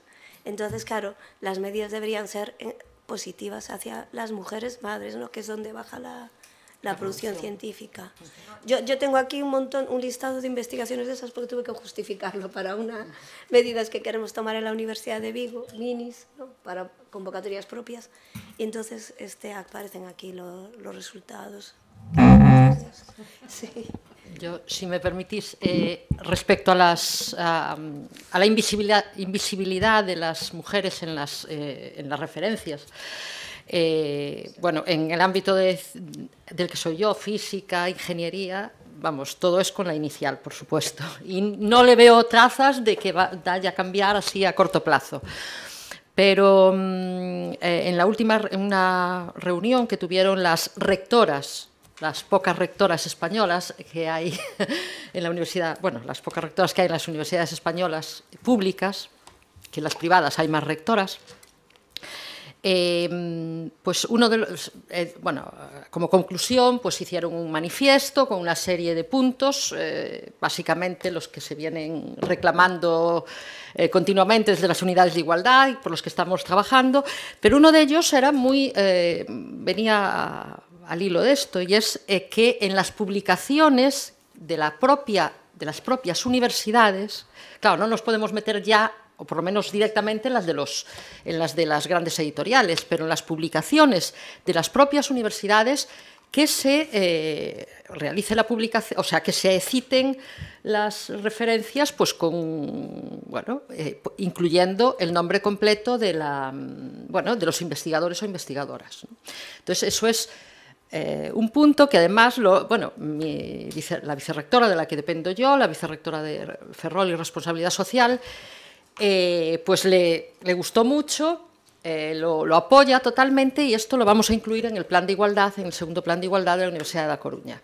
Es el que en las publicaciones, insisto, solo podemos hablar de lo que es la propia universidad. Y tengo que decir aquí que las tres unidades de igualdad de las universidades gallegas llevamos realizando todos los años unas jornadas, la XUGE, Xornada Universitaria Galega en Xénero, con mucho éxito, por cierto, y en la edición de las actas, todos los años, pues, digamos, las referencias tenían que ir con los nombres completos, para visibilizar precisamente el trabajo de las mujeres. Sí, es que eso plantea un problema muy grave, lo de los nombres, que es los análisis de productividad. En la tesis esta que estoy dirigiendo, una de las cosas que intentábamos era analizar la productividad, pero claro, y entonces yo tengo en mi departamento hay un grupo de investigación que se dedica precisamente a análisis de productividad. Y les pregunté un día, digo, oye, ¿tenéis algo hecho por género, por sexo, perdón? Porque sé que María Bordón, sobre todo, trabaja muchísimo, le interesan mucho las cuestiones de género, hemos trabajado juntas en algunas cosas y tal, y la contestación fue, es absolutamente imposible. Es absolutamente imposible. Y de hecho, Consuelo Miqueo y su grupo de Zaragoza hicieron un estudio sobre la composición de los comités editoriales de las revistas para ver qué proporción había y demás, y tuvieron que ir nombre por nombre, o sea, buscando apellido por apellido a ver si era un hombre o una mujer, porque no venía el nombre completo ni siquiera de los comités editoriales en muchos casos. Se hicieron solo de revistas de biomedicina, me parece que era. Y bueno, fue un trabajo de varios años, ¿no? Entonces es un problema serio, porque claro, luego cuando te dicen no, la productividad de los hombres es mayor que las de las mujeres, pues ¿en qué te basas? Porque no hay estudios de ese tipo hechos con respecto a publicaciones, porque no se pueden hacer, ¿no? Si se hace, bueno, no quiero acaparar aquí mucho tiempo, pero recuerdo que en la evaluación, en el diagnóstico que hicimos en la Universidad de La Coruña para elaborar el primer plan de igualdad, uno de los elementos que analizábamos era el éxito en la consecución de sexenios entre hombres y mujeres en la universidad. Bueno, fue es muy difícil determinar, porque claro, la forma de computar, bueno, era todo muy así, pero aún, o sea, siguiendo los criterios que sigue la Xunta de Galicia, o que seguía en ese momento la Xunta de Galicia, para hacer ese cómputo en las universidades, se llegaba a la conclusión de que no había apenas diferencia en la consecución de sexenios entre hombres y mujeres. Entonces, es decir, con todos los problemas que tenemos las mujeres en las universidades, que supongo que saldrá en las universidades y centros de investigación, que supongo que saldrá aquí en el debate, a pesar de eso, digamos, como medida, y es una medida que se está utilizando aquí en España para medir no solo la productividad, sino para todas las plazas, la posibilidad de cualquier cosa, todo, pues el índice de éxito en la consecución de sexenios entre hombres y mujeres pues es prácticamente el mismo. O sea que, igual que el éxito en la carrera, en los estudios, o sea, todas las unidades de igualdad constatamos que al evaluar digamos, el éxito del alumnado, pues siempre es superior el éxito de las mujeres. En todos los índices que se analizan siempre están las chicas pues por encima, tienen muchos mejores resultados que los chicos. Por supuesto, es un estudio, es un promedio, es un estudio estadístico, pero refleja una realidad, que las chicas en España obtienen mejores calificaciones, obtienen más éxito académico que los chicos, y sin embargo, después, a medida que avanzan en la carrera, digamos, docente, profesional, etcétera, se ven frenadas de una forma, además, muy, muy significativa, porque sí que hay datos, como preguntabas tú, también es que las unidades de igualdad tenemos todas las informaciones, y que va a salir ahora, además, el día 11 de febrero, está anunciado que van a sacar el informe Científicas en Cifras de la unidad de Mujer y Ciencia, y ahí se puede ver cómo, a pesar de los años y los años y los años, las brechas de género en la universidad y los centros de investigación siguen manteniéndose. ¿Les parece dirigir un poco tráfico? Sí. Sí, yo, respecto a ese tema, la Escuela Técnica Superior de Arquitectura de La Coruña no tiene ni una sola catedrática. El mundo de arquitectura, si hay un mundo manchista, es ese, que es el que yo me he movido, y aún me sigo moviendo. Yo tengo una anécdota muy bonita. Cuando hicimos la rehabilitación del monasterio de Cabeiro, un arquitecto, bueno, mi marido y yo, era precioso porque íbamos a la obra y el director de obra pues solo se dirigía a él directamente. Después nos dieron el Premio Europeo de Intervención en el Patrimonio Arquitectónico, no por el monasterio, sino por el entorno y el acceso, que era lo que había hecho yo especialmente, y que cuando presentamos al premio, los edificios los presentamos con el nombre del primero y los del entorno con el mío primero y el después. Cuando el organismo organizador quiso que se hiciese la presentación, lo llamó a él. Cuando se hizo una tesis doctoral sobre ese tema y lo publicó la Diputación de La Coruña, mi nombre lo suprimieron porque era muy largo poner el de los dos. Esto hoy. No hace un siglo, cuando yo era mujer y tenía que casada y tenía que pedir permiso a mi marido para abrir una cuenta corriente, no. Hoy me pasó en esas épocas gloriosas que me robaron el bolso con mi documentación y mis polvera y mi barra de labios. Fui a denunciarlo para poder recuperar el carnet de conducir y el hombre del juzgado escribía y me pregunta: ¿y su marido dónde está? Pues trabajando. Y me dice: es que usted no puede firmar la declaración. Entonces le arranqué así la hoja de la máquina de escribir, la rompí, se la tiré a la cara y me fui. Pero esa batalla está ahí. Pero hoy sigue funcionando. Es increíble. Pero lo de las publicaciones es escandaloso. Suprimir el nombre. Y no valió de nada la reclamación. Estaba publicado, fuera. Sí, ya no son iniciales, ¿no? Bueno, pois nada, eu vou comentar un pouco seguindo a apelación da coordinadora do Faladoiro. Vou comentar son unhas poucas cousas da miña experiencia. Teño un curso de máster onde teño 20 alumnos e alumnas coa ratio de 19 homes, unha muller. Dirixín ou dirixo 7 tesis de doutoramento nas que hai só unha doutoranda. Dende hai 4 ou 5 anos, xunto con Sulai e outros máis ou menos, somos 25, temos unha asociación informal de investigadores Ramón y Cajal e investigadores da USC, na que a única muller até hai un ano era Sulai. Agora conseguimos chegar a unha cifra de 3 ou 4, pero a ratio non mellorou porque se antes éramos 25, agora somos 30 e tantos. Fun o primeiro investigador ou profesor da miña área, salvo error que se me corrixa, que pediu unha baixa de paternidade, e polo que sei, ata de agora o único. Os que viñeron por detrás tampouco a pediron. Despois, respecto á nosa profesión, a nosa área, a historia contemporánea en este caso, hai moitas boas historiadoras moi ben recoñecidas, e moi recoñecidas, pero ningunha sería para, digamos, a opinión pública e a propia opinión da profesión un referente historiográfico. Se vamos a ver cales son os 4 ou 5, son todos homes. Os popes da profesión son todos homes.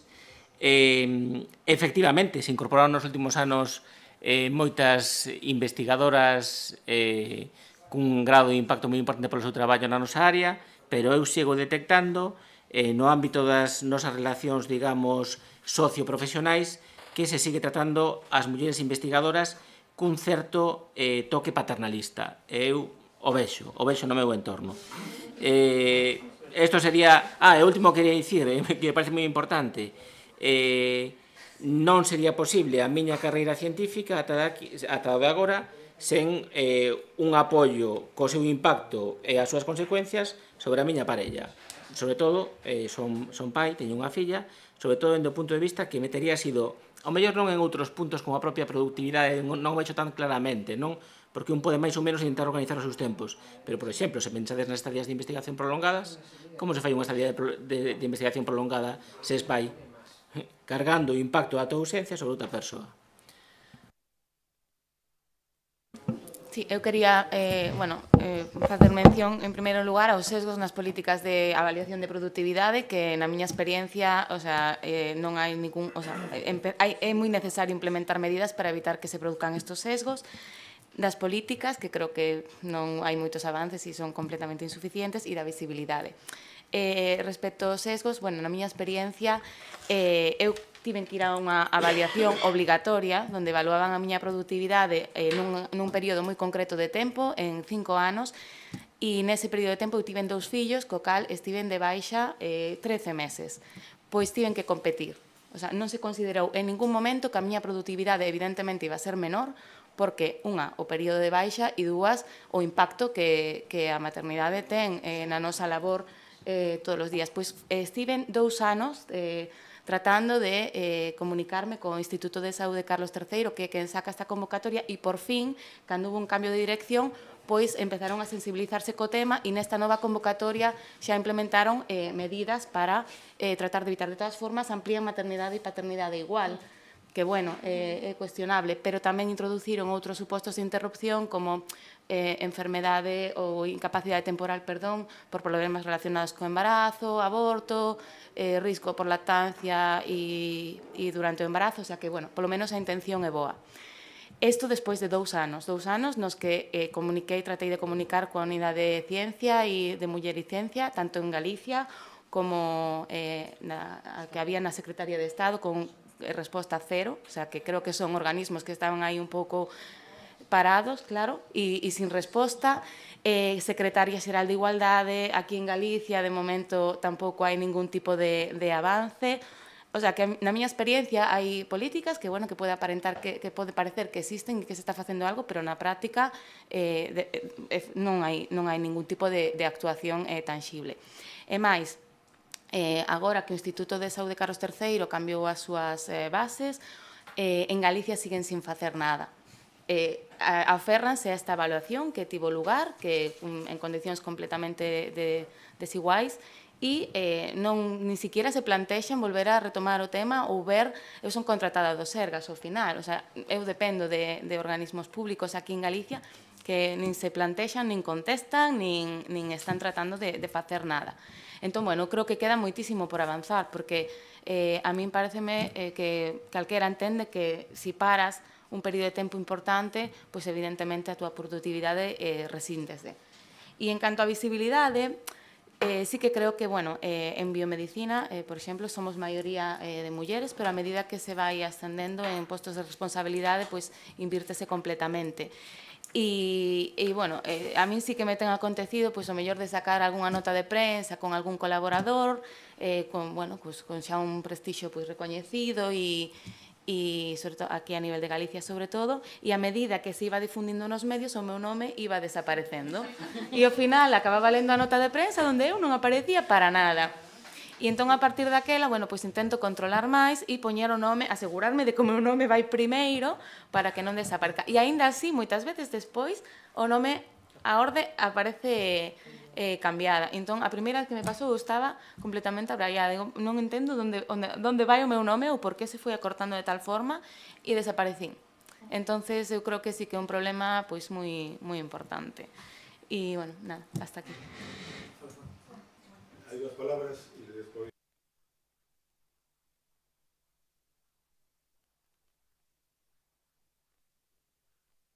Vale. En relación a unha investigación que fixemos nos un pouco para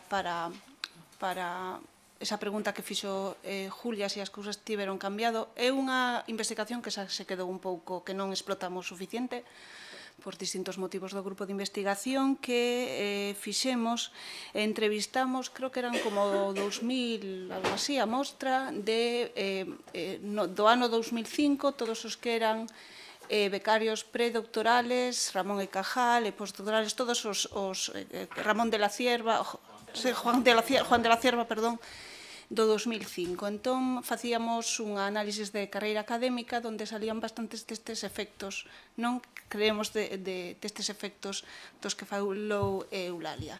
En principio, cando empezan a carreira, é dicir, coas bolsas predoctorais, non hai diferencias de idade, ou as mulleres son un pouquiño máis novas, en xeral. Cando rematan con Ramón e Cajal, ou as Ramón e Cajal, as mulleres eran un poquinho máis vellas que eles. Tiñamos tamén a hipótesis de que dedicaban ou daban distinto valor ás tarefas que teñen que facer mulleres e homes para ter éxito académico. Eso non se nos corroborou realmente durante a carreira, danlle igual importancia ás tarefas, é dicir, nos planteamos aquilo que elas lle dan máis importancia á docencia, non tanto a tarefas como publicar, eso non salía para nada. Sí que salía a importancia cando valoraban cal é o criterio ou o factor que máis influe en poder seguir a carreira académica. Elas valoraban un poquinho máis as redes, a importancia do director de tese e as redes que establecían sobre todo os homes. É salí un dato bastante curioso que un pouco, habería que dicirle ao compañeiro que un rara avis si ten fillos, porque sí que salía era que elas, sobre todo as Ramón e Cajal e as que xa son seniors, investigadores senior, tiñan familia. A maioría delas estábamos rondando unha idade entre os 35 e os 40, vale? E todas elas tiñan familia, ou a maioría tiñan familia, elas non eran conscientes de que isto non o manifestaban, de que era un problema para o seu acceso a postos de profesorado. E, no caso deles, non salía o tema da conciliación, pero simplemente era porque eles, nunha porcentaxe moitísimo maior, non tiñan nin parella, nin tiñan familia. É dicir, eles aos 40 non tiñan nin familia, nin fillos. E si salía, no caso delas, supoño que a causa do reloj biolóxico e todo ese tipo de que fan. É dicir, eles podían dedicarse a investigar como plenamente ese modelo de científico dedicado. No seu caso, podía darse porque a maioría deles non declaraban nin ter parella, nin siquiera ter fillos. E outra das cousas tamén que salía era que eles estaban acreditados en maior medida que elas. Preguntábamos se estaban acreditados para ser contratados doctores, titulares, eles en maior medida que elas estaban acreditados. Eu creo que tamén eso ten que ver coas expectativas e que tiñan como máis claro cal era a carreira a seguir. E logo tamén falando dos referentes, tamén nos salía un dato que era un dato curioso de clase bastante significativo, que era tanto mulleres como homes, vale? De investigadores que empezan, as súas nais tiñan estudios universitarios, moi por encima da media española de mulleres con estudios universitarios. E máis elas casi todas tiñan nais con estudios universitarios, profesionais. Máis que eles, sí, máis que eles, pero en xeral eran unhas xeracións, é dicir, quen accede a investigadores, todos teñen pais e nais de clase media alta, ou se supón polos estudios universitarios. E iso era bastante importante, o sesgo. ¿Puedo decir una cosa? Eso foi, a verdad que non explicamos. Temos unha publicación na revista de estudios feministas, creo que fixemos Alba, Marta Lois e máis eu, e era o ano 2005, as convocatorias do 2005. É dicir, non facíamos evolución da traxectoria. O que comparamos foi o perfil no 2005 dos predoctorais no 2005 co perfil dos contratados doutores. Entón, eso salía. Despois, un pouco tamén, quería referirme aos sesgos de xénero no coñecemento científico. En ciencia política, realmente, xa nos chaman o lobby de género, realmente xa nos chaman así na Asociación Española, e realmente hai un grupo moi importante, cada vez máis numeroso, de mulleres, non é unha área feminizada, non é unha ciencia social feminizada, estamos 50-50, tirando un pouco as chicas por debaixo, e hai un grupo importante de mulleres que investigamos con perspectiva de xénero, e seguimos, ademais de chamarnos o lobby de xénero, non hai o lobby das políticas públicas, nin o lobby dos do marketing político, nin nada, somos o lobby de xénero.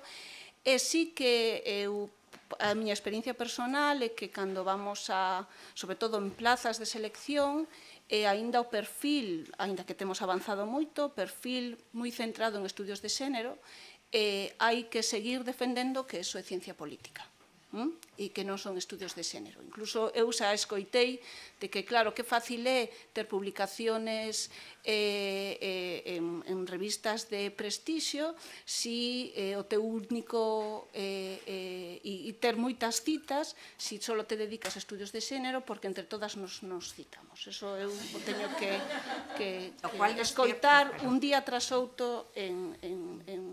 Voy a preguntarte porque es muy... Perdona. El micro. Isabel, sí. Que es muy interesante lo que dices de lo de los hijos, porque en el estudio que nosotras hicimos para el Año Internacional de la Astronomía, que hicimos un estudio sobre la situación, y hicimos, aparte del estudio cuantitativo, hicimos un estudio cualitativo, hicimos varios focus group con pre y postdoctorales, ¿no?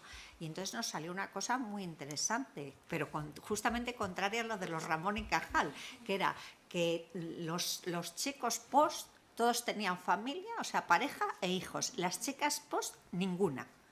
Fue alucinante. O sea, fueron en total como 30 o 40 personas las que hicimos de post. Por eso ese dato creo que sí que está publicado nese artigo, pero vamos, eu o recordo como unha das cousas que nos chamou a atención, porque nos tiñamos a hipótesis totalmente distinta, que elas, as Ramón e Cajal, eran centradas en eso e que non iban ter, e nos saliu todo o contrario en ese ano. O mellor era cuestión de ano tamén, non? O de que ano é o estudio? El 9. 2009. Todo 2005 non hai moita diferencia. No, pero los nuestros no eran Ramón, o sea, no distinguíamos entre Ramón y Cajal, Juan de la Cierva o lo que fuera, en postdoc en general. Entonces había esto, Ramón y Cajal, Juan de la Cierva, postdoc del CSIC, había de muchos. Para Ramón y Cajal, si había que hacer estados y volver, entonces, pero para postdoc es terminada tesis, entonces igual ahí sí que ninguén se, o sea, encaixan as dúas cousas. Non había máis para as despedidas. E retomamos con moita ansia.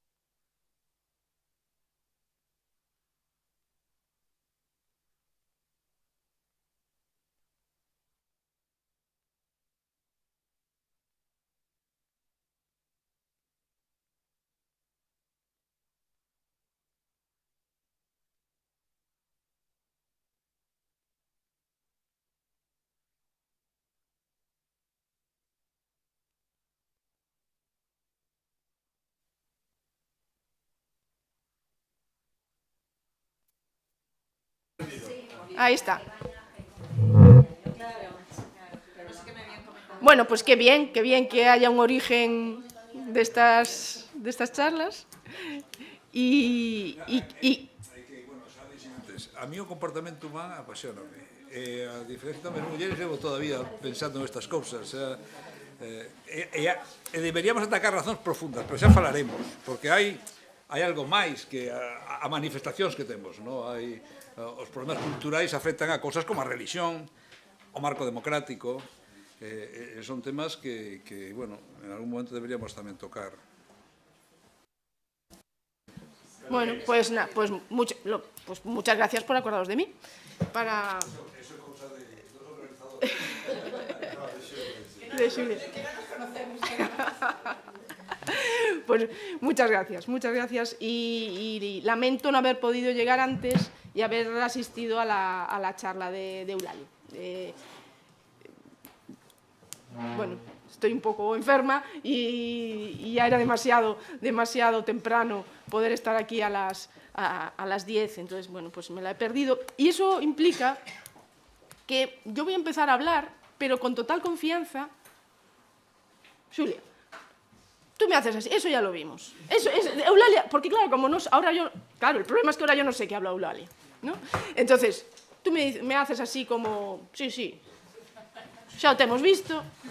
Bueno, como tengo varias cosas, pues voy a la siguiente, ¿vale? Exactamente, para ir complementando. Entonces, un poco la idea era empezar planteando por qué nos interesa este tema. ¿Ves? ¿Es solo una cuestión de justicia? No solo. ¿Vale? Como soy economista, pues voy a traer también los temas más... Intentar empezar por los temas más prácticos. No solo es una cuestión de justicia que nos preocupemos por qué hay una baja presencia de mujeres en el mundo científico-tecnológico, sino que eso tiene consecuencias para la vida de las mujeres. Entonces, consecuencias económicas, ¿no? Pues, por ejemplo, en este informe muy conocido de esta empresa, Randstad, su informe para España, informe anual sobre la flexibilidad laboral y en empleo, aparte de las muchas peros que se le puede poner, sí es interesante, que es lo que traigo aquí, sí es interesante analizar cómo ha evolucionado los empleos y los sectores con mayor intensidad de STEM, ¿no? de ciencias, que tienen una fuerte carga de ciencias, tecnología, matemáticas e ingeniería. Entonces, ahí tenéis, por ejemplo, en ese cuadro, se ve la evolución desde el 80 hasta el inicio de la crisis, hasta 2007. En azul tenemos cómo ha evolucionado, cómo ha crecido a partir de un valor 100. Nos importa de dónde partimos para cada uno de los países, Estados Unidos, Unión Europea, Japón y Australia. Independientemente de dónde partamos, cómo el empleo en sectores que tienen una elevada intensidad STEM ha aumentado, se ha incrementado en mucha mayor medida que el empleo en sectores donde la intensidad STEM es más baja, ¿no? Si nos fijamos en todas las líneas azules, vemos que el crecimiento es mayor. En este mismo informe se presenta otro gráfico donde está España con otros países europeos y es exactamente igual. Por supuesto, España parte de niveles mucho más bajos en el 80, pero el crecimiento es mucho más alto en estos sectores. Por lo tanto, ¿qué es lo que me dicen las compañeras de informática, las compañeras que especializadas en ingeniería en la Universidad de Vigo? Es que no vengan mujeres en sectores donde sabemos que se está creando empleo, las va a empobrecer, exactamente, nos va a empobrecer en el futuro. Y por lo tanto, hay un argumento puramente económico muy fuerte alrededor de todo esto. Segundo aspecto que quiero recordar aquí un poco, ¿no? En general, la incorporación de las mujeres al mundo universitario ya es una conquista en la mayoría de los países europeos. Aquí tenemos datos, porcentaje de población entre 25 y 64 años con educación superior, por sexo. Vemos, por ejemplo, en España, en esa franja de edad, que es la laboral, básicamente, España, los hombres, un tercio de los hombres tienen estudios universitarios y en el caso de las mujeres ya es un 37%.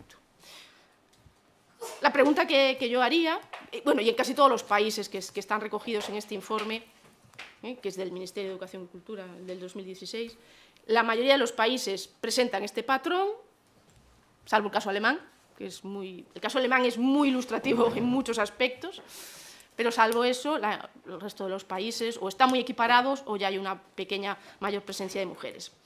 La pregunta que yo me hago es esto un final feliz para una triste historia?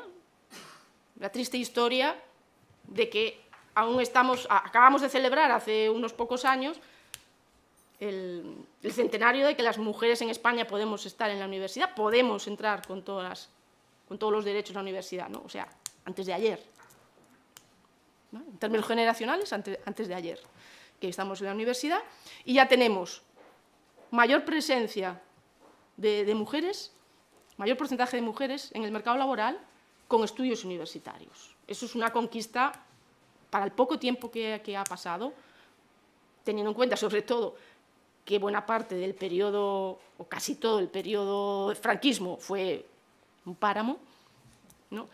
en derechos de mujeres, bueno, un retroceso, mejor dicho, pues efectivamente, partiendo de esta triste historia, ¿es esto un final feliz? Claro, cuando llegamos a los estudios STEM, pues vemos que no tan feliz, no tan feliz.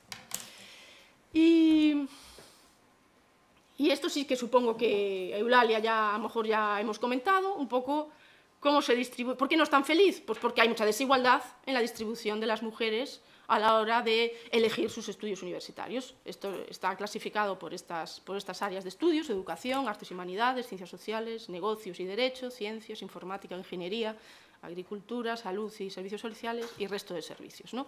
Pues obviamente, mientras hay sectores más o menos donde hay equiparación, informática es un caso sangrante, ¿no? Los estudios de informática son un caso sangrante, apenas sobrepasa en nuestro país el 10%, un poco más, 12%. Ya está bajando. No, ahora vamos, exactamente. Coral, Sí. no he dado ningún dato. Ah, vale, muy bien. Vale, muy bien. Sí, porque yo decía, es que repetir datos es aburridísimo, es aburridísimo. Sonia ya me avisó. Vale, muy bien. Pues estupendo. Bueno, pues esto es un poco la película, a grandes rasgos. Si analizamos un poquito más, ¿qué pasa en las ingenierías, ¿no? Porque en las ingenierías veíamos que no llega al 30%, estamos ahí cerca del 30% las mujeres, pero la cuestión es que hay mucha diversidad también. El mundo de las ingenierías también presenta grandes diferencias, nada sorprendentes, ¿no? Vamos a empezar a decir dónde hay más presencia de mujeres que de hombres, o muy cerca. Bueno, en la ingeniería química industrial, bastante cerca. La ingeniería química, bueno, enlaza con la química, y ahí hay históricamente una presencia importante de mujeres. Ingeniería medioambiental, tema social. Ingeniería de diseño industrial. Diseño. Ciencia y tecnología de los alimentos, ingeniería alimentaria, ingeniería textil, arquitectura, 50%. Urbanismo y paisajismo, por encima del 60%. Y, claro, ahí está, ¿no? Con lo que decías antes, pero ninguna catedrática, pero... ¿Y dónde no estamos? Pues ingeniería eléctrica, ingeniería de computadores, ingeniería electrónica, industrial y automática, ingeniería electrónica, ingeniería mecánica, ingeniería del automóvil. Seguimos. Si nos detenemos donde hay mucha presencia de mujeres, en cambio aquí sí que hay bastante homogeneidad. Todas las carreras relacionadas con educación tienen una alta presencia de mujeres y casi todas las carreras relacionadas con salud también. Aquí tenemos medicina, logopedia, ya relacionada también con educación, bueno, farmacia, trabajo social, medicina aquí. Esta es la evolución según los datos que muestra la base de datos del Ministerio de Educación, Educabase, que pues la verdad no conocí, y buscando para esta presentación no sabía que teníamos datos tan series tan largas. Esta serie es desde mediados de los 80, con lo cual podemos ver cuál ha sido el porcentaje de mujeres, por ejemplo, en informática, es esta que tenemos aquí, cómo ha evolucionado en estos 32 años el porcentaje de mujeres en informática, empezando en niveles un poquito superiores al 30%, ahora apenas superamos ligeramente el 10%. Obviamente todo esto se ha producido en un momento donde la matrícula en estudios de informática ha crecido mucho en nuestro país, ¿no? Desde mediados de los 80. Pero ese crecimiento se ha producido con pérdida de peso de las mujeres. Otra carrera que también ha experimentado una pérdida de peso importante es las matemáticas, los estudios en matemáticas, que empezaban a mediados de los 80 siendo una carrera muy equilibrada, 50%, se mantuvo incluso por encima del 50% hasta principios de este siglo XXI, y a partir de aquí, a partir del curso 2003-2004, empieza una caída realmente también muy, muy importante, ¿no? Y otras, medicina, por ejemplo, nos sorprende, ¿no? Lo conocido, o derecho, han visto incrementar el peso de las mujeres. Pero bueno, lo más preocupante es la caída en carreras científicas o técnicas donde ya parecía que estaba conquistado el espacio, ¿no? Y estamos yendo a peor. Vale. ¿Por qué? Entonces yo lo que os planteo es, ¿por qué? ¿Por qué las mujeres están eligiendo, sobre todo en algunas carreras, orientarse más hacia carreras más feminizadas y están abandonando carreras o no se están superando las matrículas en carreras técnicas o científicas?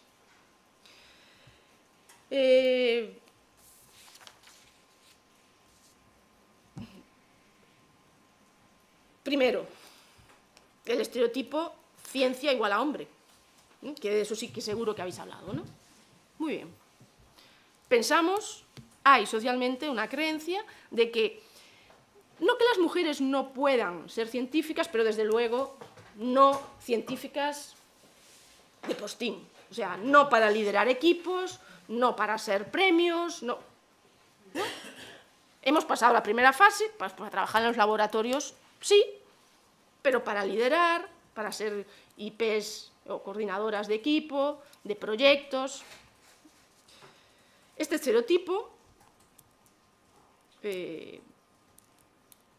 según algunos estudios, está presente en sociedades, incluso en países, donde la igualdad política de género está muy avanzada, ¿no? Y hay estudios que hablan, por ejemplo, del caso holandés, ¿no? Por ejemplo, donde llama la atención cómo socialmente, ante la pregunta ¿usted considera que las mujeres están igual de capacitadas o pueden llevar la voz cantante en temas científicos? Pues la respuesta positiva es de un porcentaje muy inferior a otros países. Incluso en países, repito, donde las conquistas sociales y políticas de las mujeres son importantes. O sea que estamos hablando, por lo tanto, de creencias, de estereotipos muy estructurales, muy, muy asentados. Muy asentados. Es muy curioso, no sé si habrá hablado Eulal, hablar de estudios que analizan cuándo esas ideas se nos meten en la cabeza, cuándo se nos empieza a meter en la cabeza este estereotipo de ciencia igual a hombre.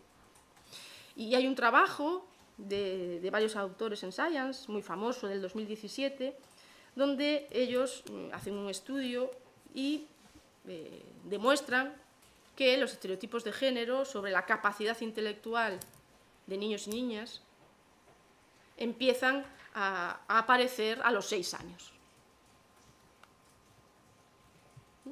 Ellos ven que pues antes de los 6 años, cuando le preguntan a niños pequeñitos y a niñas, pues no hay diferencias dicen, las niñas valen para esto, son muy inteligentes. ¿Quiénes son muy inteligentes? ¿Las niñas, los niños? No, pues igual, tal.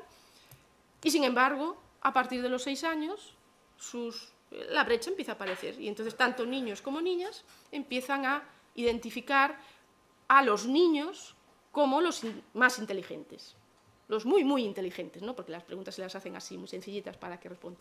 Los muy, muy inteligentes empiezan a aparecer en sus respuestas con una mucha mayor presencia de niños que de niñas. Con lo cual, a mí esto me parece, este tipo de estudios me parecen muy significativos, porque a lo mejor después cuando hablemos de qué hacer para revertir esto, a lo mejor es que no llega con ir a los institutos a hablar o a mentorizar solo, no digo que no, pero solo a las chicas que ya están en bachillerato, ni siquiera en la ESO, a lo mejor es que hay que ir antes, ¿no? Y hablamos un poco de alguna iniciativa que hay en nuestro país precisamente en este sentido de ir a las niñas y a los niños pequeños ya, ¿no?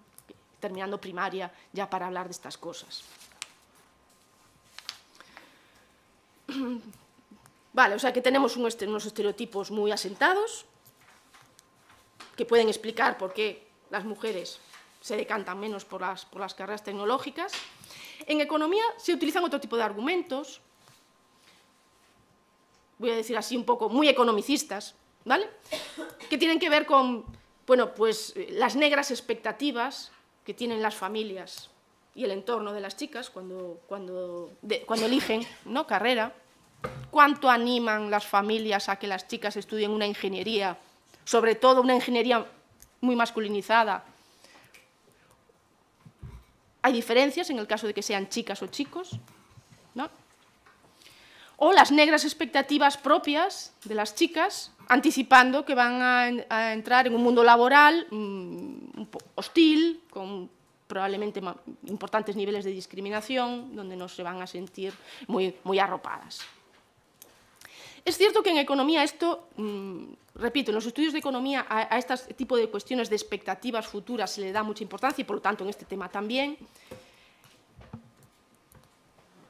Yo creo que tiene una importancia marginal.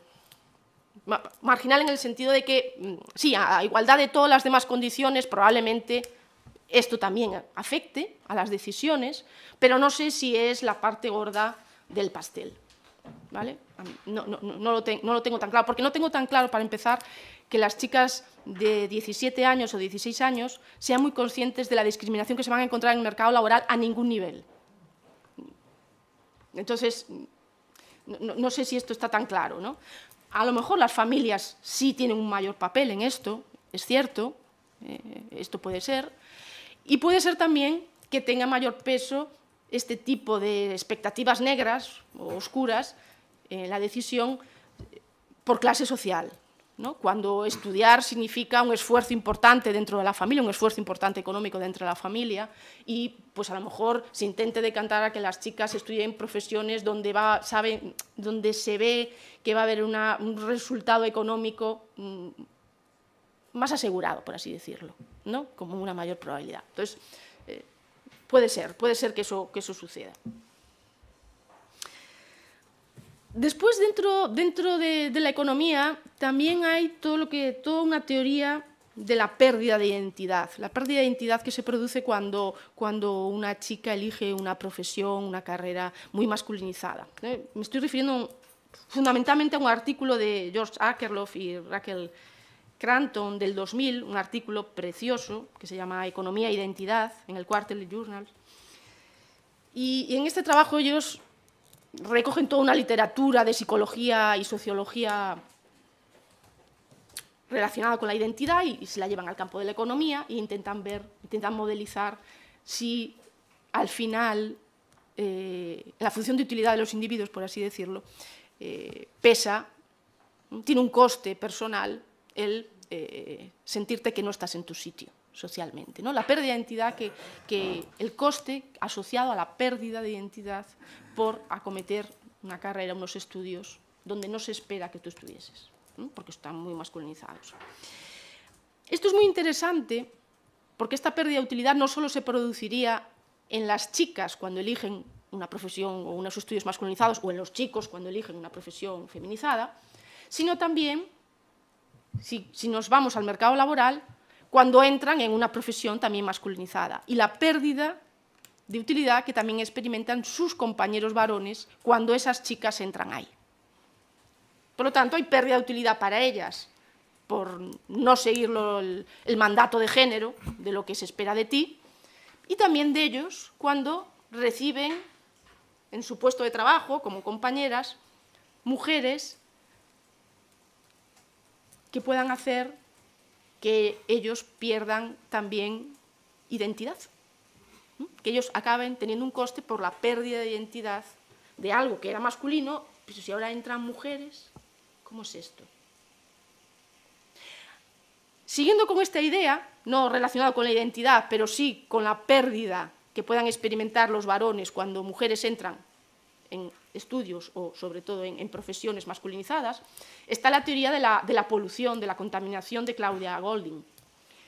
Ella también modeliza en términos económicos cómo los varones pueden sentir, ante la falta de información de la gente nueva que entra en tu profesión, de si es capaz o no es capaz, si es inteligente, si va a desarrollar bien el trabajo o no, no hay información de esto hasta que lo hacen, ¿no? Ante esta falta de información, el hecho de que entren mujeres en ocupaciones muy masculinizadas puede dar la señal a la sociedad de que, esto ya no era tan, pues no es tan difícil. No es tan difícil, porque si las mujeres pueden entrar ahí en una proporción importante, no una excepcional, sino que empieza a aumentar el porcentaje de mujeres que están ahí, la sociedad puede acabar viendo que esa profesión no tiene tanto mérito, por así decirlo, ¿no? Y esto entroncaría con todas las teorías de evaluación salarial, que esto es una discusión, no está demostrado claramente, hay estudios que lo identifican, hay estudios que no lo identifican. Dejo la pregunta en el aire. ¿Las ocupaciones, en medida que se feminizan, van perdiendo estatus, van perdiendo salario relativo? La intuición, yo creo que aquí todas y todos vamos a decir, pues parece bastante evidente. Pero es cierto que los estudios no acaban de... Hay mucha diversidad de resultados y no quiero... Mi intuición es que probablemente no tenemos técnicas lo suficientemente buenas para medir esto. Esa es mi intuición y no acabamos de llegar a esto.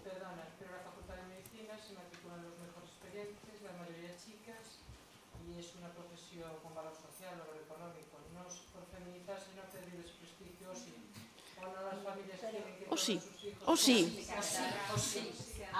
La medicina de familia.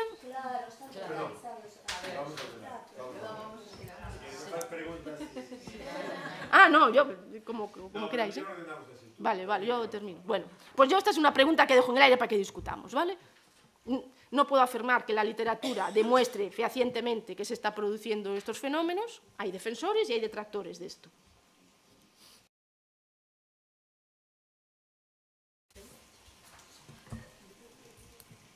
Vamos al siguiente paso. Estas son como hipótesis relacionadas por qué las mujeres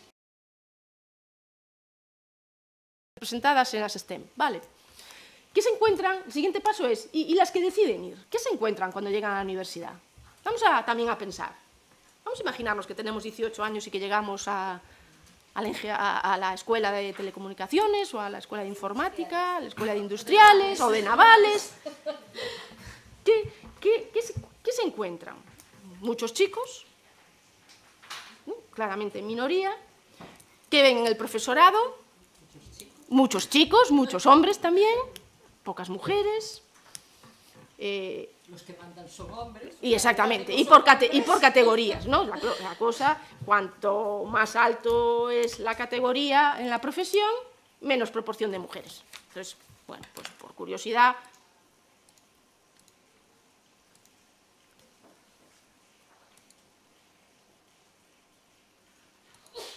De esto hablo después. Por curiosidad, pues esto es lo...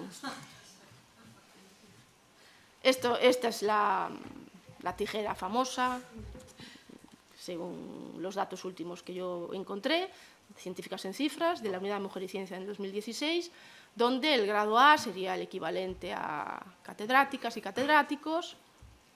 Conforme nos movemos a la izquierda, es un nivel salarial y de prestigio menor, y cuando vamos al alumnado matriculado, pues como decíamos antes, ya son mayoría la presencia de mujeres.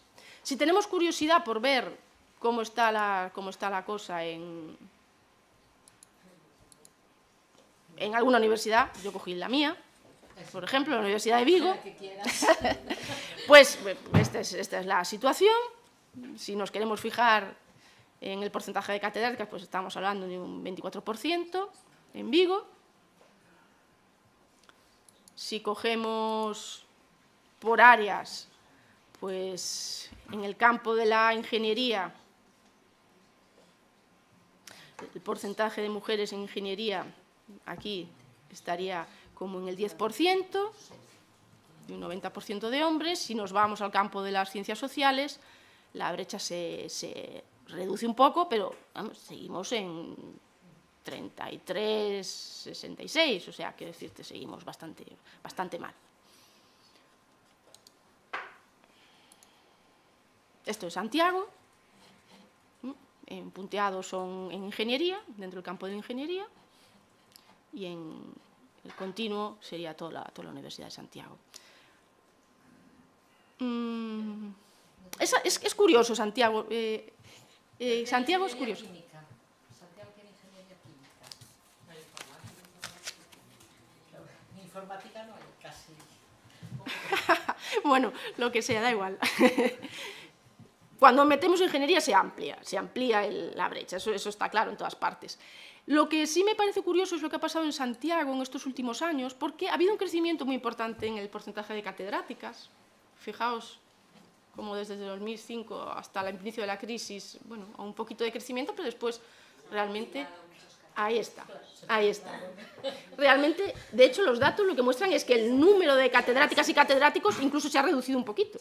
No ha sido un periodo de crecimiento, ha sido un periodo de que ante la falta de reposición, una mínima reposición digna, pues... La acreditación de ellas y la jubilación de ellos. Exactamente. Entonces, realmente ni siquiera podemos valorarlo en qué es lo que está pasando en la nueva gente que entra, porque lo que ha pasado, desgraciadamente, es bueno, que se ha jubilado mucha gente.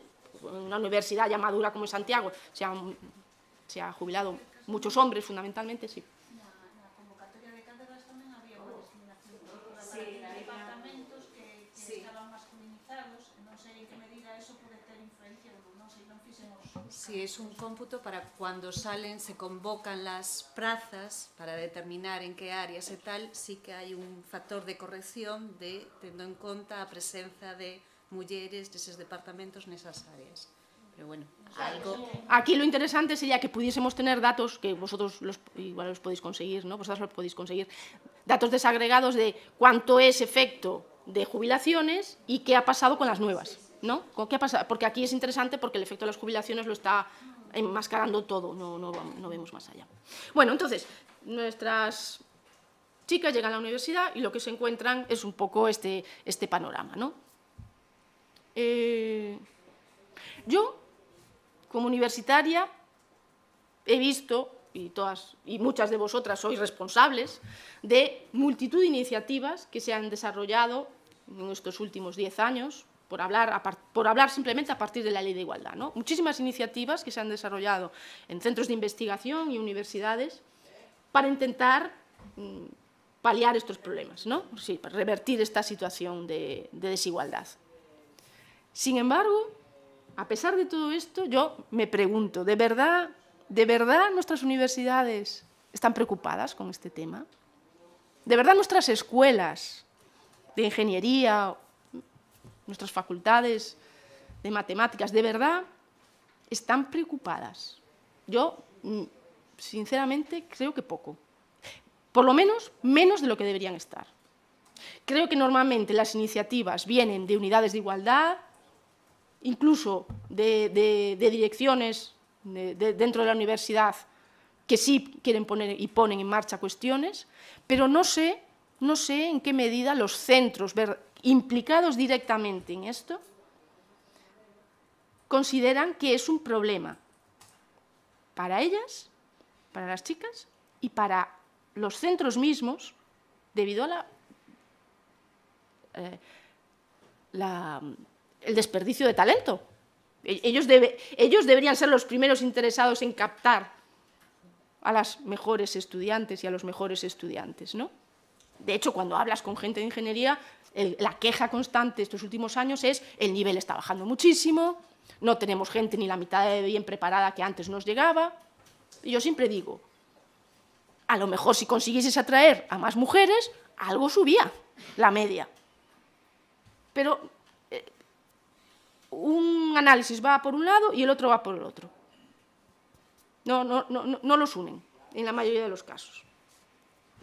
Siguiente paso. Y cuando acaban estas chicas sus carreras STEM, ¿qué se encuentran en el mercado laboral? ¿Qué se van a encontrar? Bueno, pues diferencias en la contratación, diferencias en los salarios, diferencias en la promoción y, en ocasiones, ambientes laborales no muy amables. No muy amables.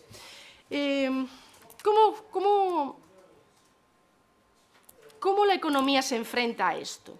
¿Cómo la economía explica esta discriminación? Ya, a día de hoy ya todo el mundo dentro de la profesión entiende que sí, que hay discriminación y que eso no entra ya en duda. ¿Por qué? ¿Por qué? Bueno, en algunos casos esta discriminación no es tal, sino que es la ley del mercado que atiende a las diferencias intrínsecas entre mujeres y hombres. Por lo tanto, no aceptan la discriminación, aceptan la desigualdad, pero realmente no la discriminación en el fondo, ¿no? Hay diferencias intrínsecas para estos autores y autoras. Y las preguntas que nos haríamos entonces serían las siguientes. ¿Rinden menos las mujeres bajo presión? Y por lo tanto eso explicaría que las mujeres no pueden, es normal que tengan menor presencia en los puestos de mayor responsabilidad. ¿Rinden menos las mujeres bajo presión? ¿Negocian peor sus salarios? A lo mejor tienen menos salarios en parte porque no saben negociar igual de bien. ¿Tienen mayor aversión al riesgo? ¿Tienen mayor aversión al riesgo? El riesgo es un atributo de la masculinidad, dicen. Claro, la discusión aquí es, en primer lugar, ¿por qué ser amante del riesgo está tan valorado con la experiencia que hemos tenido de la gran recesión, ¿no? Que el problema ha sido demasiados riesgos? Bueno, en realidad es demasiados riesgos para otros. Para otros, ¿no? Pero aparte de eso, es muy interesante, porque hay unos trabajos de Julie Nelson, que es una economista feminista, que ha trabajado mucho esto de la aversión al riesgo, ¿no? Porque dentro de la profesión, esto es, vamos, que las mujeres tienen menos aversión al riesgo, es como Padre Nuestro, el Padre Nuestro, ¿no? O sea, esto todo el mundo lo hace. Y estos trabajos de Julie Nelson dicen, bueno, cuidado.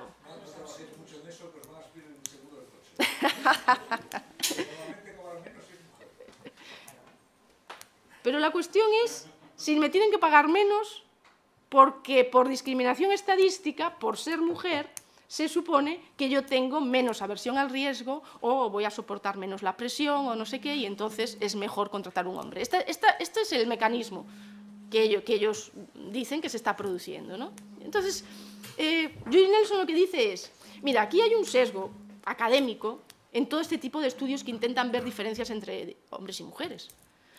Los trabajos donde no salgan diferencias es mucho más difícil que se publiquen que los trabajos donde salen diferencias. Yo cuando hago un trabajo empírico, que me salga algo que pueda vender bien, porque es que no salen diferencias es muy difícil de vender a una revista. Es mucho más difícil que diferencias por género, por cualquier característica, da lo mismo, ¿no? Esto es genérico, ¿no? Julie Nelson lo primero que nos dice es, cuidado, porque claro, tú haces un barrido de todo lo que se publica, pero lo que tendríamos que saber es lo que no se publica, porque es mucho más difícil publicar cosas donde no se vean muchas diferencias. Sobre todo, además, cuando se quieren ver. Sobre todo cuando se quieren ver. Y también, bueno, hace otra serie de críticas más metodológicas sobre cómo se está midiendo eso. ¿de acuerdo? Yo puedo tener una distribución de hombres y mujeres para diferentes niveles de amor o de aversión al riesgo, y puede ser que la media me salga un poco diferente, estadísticamente diferente, pero al final también puede ser que el 80% de las mujeres y los hombres presentan niveles muy, muy parecidos. Y a lo mejor estamos viendo la diferencia en media por las dos colas, porque hay hombres muy, muy aversos al riesgo y hay mujeres muy, muy poco aversas al riesgo. Pero a lo mejor la inmensa mayoría de nosotras y nosotros, pues tampoco, a lo mejor las diferencias no son tantas, ¿no? Y sobre todo, lo que decía antes, porque además el problema es si queremos creernos que hay esas diferencias, ¿no? Los sesgos cognitivos, cómo aprendemos los seres humanos. Y esto toda la literatura de psicología social que pues, nos ha enseñado que cuando nosotros tenemos una idea preconcebida de algo, cualquier situación que corrobora esa idea se asume a la primera, y cualquier situación, cualquier ejemplo que rebata esa idea preconcebida que tengo, normalmente tendemos a verla como una excepción. Entonces, dicho de otra forma, ¿se valoran igual los fallos de mujeres y de hombres en el mercado laboral? ¿A quién representa un hombre cuando falla? ¿A quién representa una mujer? Una mujer representa a todas las mujeres. Un hombre solo se representa a sí mismo. Es así. Pero una mujer representa a todas las mujeres cuando falla, sobre todo cuando falla. Entonces, tenemos la idea preconcebida, las mujeres son más aversas al riesgo, en cuanto aparece una mujer, contratas a una mujer que tiene aversión al riesgo, ya lo decía yo. En cuanto me aparece una mujer amante del riesgo, qué rara es esta chica. ¿De acuerdo? Bueno, pero esto está bastante estudiado, ¿no? Esto de la psicología social, de los sesgos cognitivos. Y yo también me pregunto, al margen de esto, ¿no? Pero hablando de los fallos, ¿y el miedo a fallar es lo mismo, es igual entre hombres y mujeres? ¿Socialmente es lo mismo? El miedo a fallar que tenemos, ¿no? El miedo a hacer algo mal.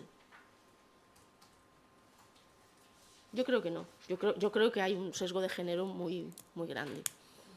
Y que todos los mecanismos de aprendizaje, que son prueba y error, encajan mejor con la socialización de los hombres que con la socialización de las mujeres. Esto de prueba y error, no, está mal, pues lo intento por otro lado, está mal.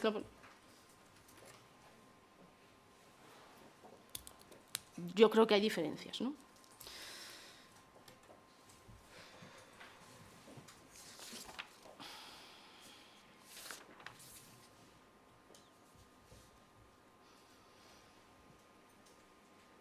Entonces, bueno, todas estas cosas pueden estar afectando, claro que están afectando a cuál es la posición de hombres y mujeres STEM y no STEM en el mercado laboral.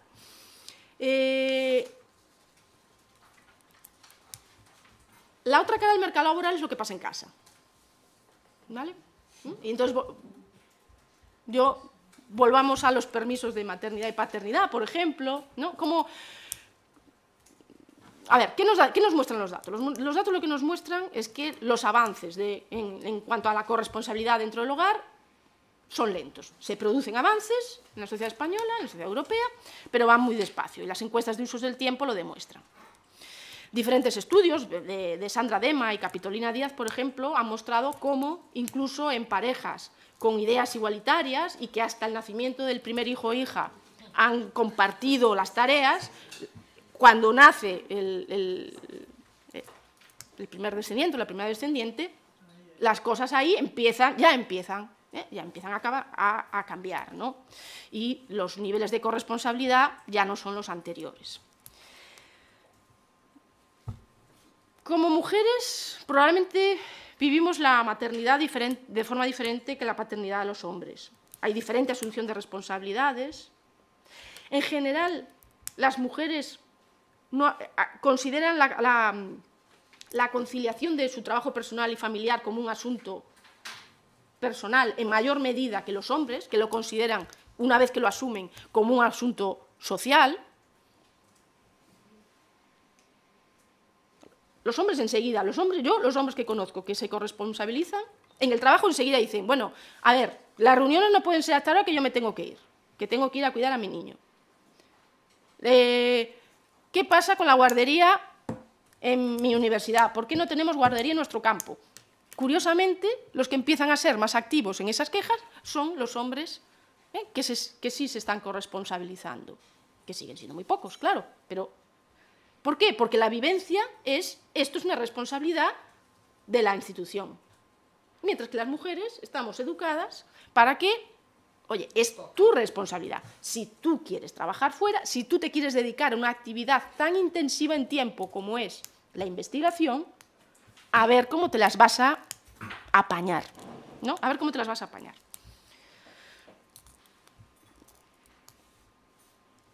Y hay un reflejo de la sociedad de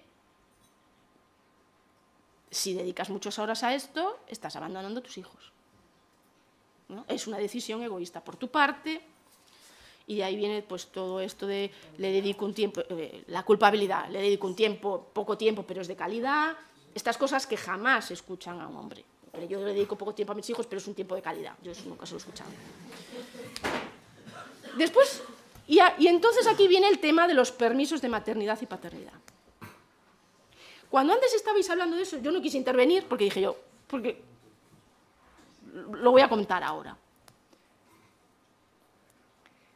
Claro, tenemos el problema de que si ahora se introducen ampliaciones de plazos, tanto para ellas como para ellos, está afectando de forma diferente a ellas que a ellos.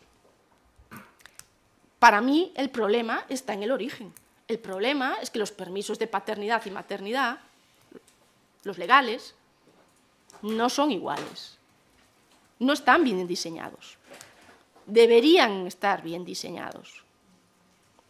De igual duración, pero sin solaparse. Sin solaparse. La Pina, efectivamente, la propuesta de la Pina. Solo así conseguirás que ellos, de verdad, en su permiso, se dediquen al cuidado. Y a otras cosas, que no tienes por qué dedicarte solo al cuidado. No tiene por qué. Yo soy defensora de esto. La verdad es que lo reconozco y no soy nada neutral. O sea, soy defensora al 100% de esta idea. Los permisos de paternidad y maternidad deberían ser iguales, intransferibles, pagados al 100% y no solapándose.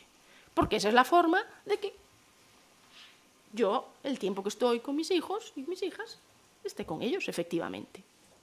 Desde luego, si lo solapo con el otro cónyuge, pues no, claro, ya sabemos quién va a cuidar a los niños y a las niñas, ¿no?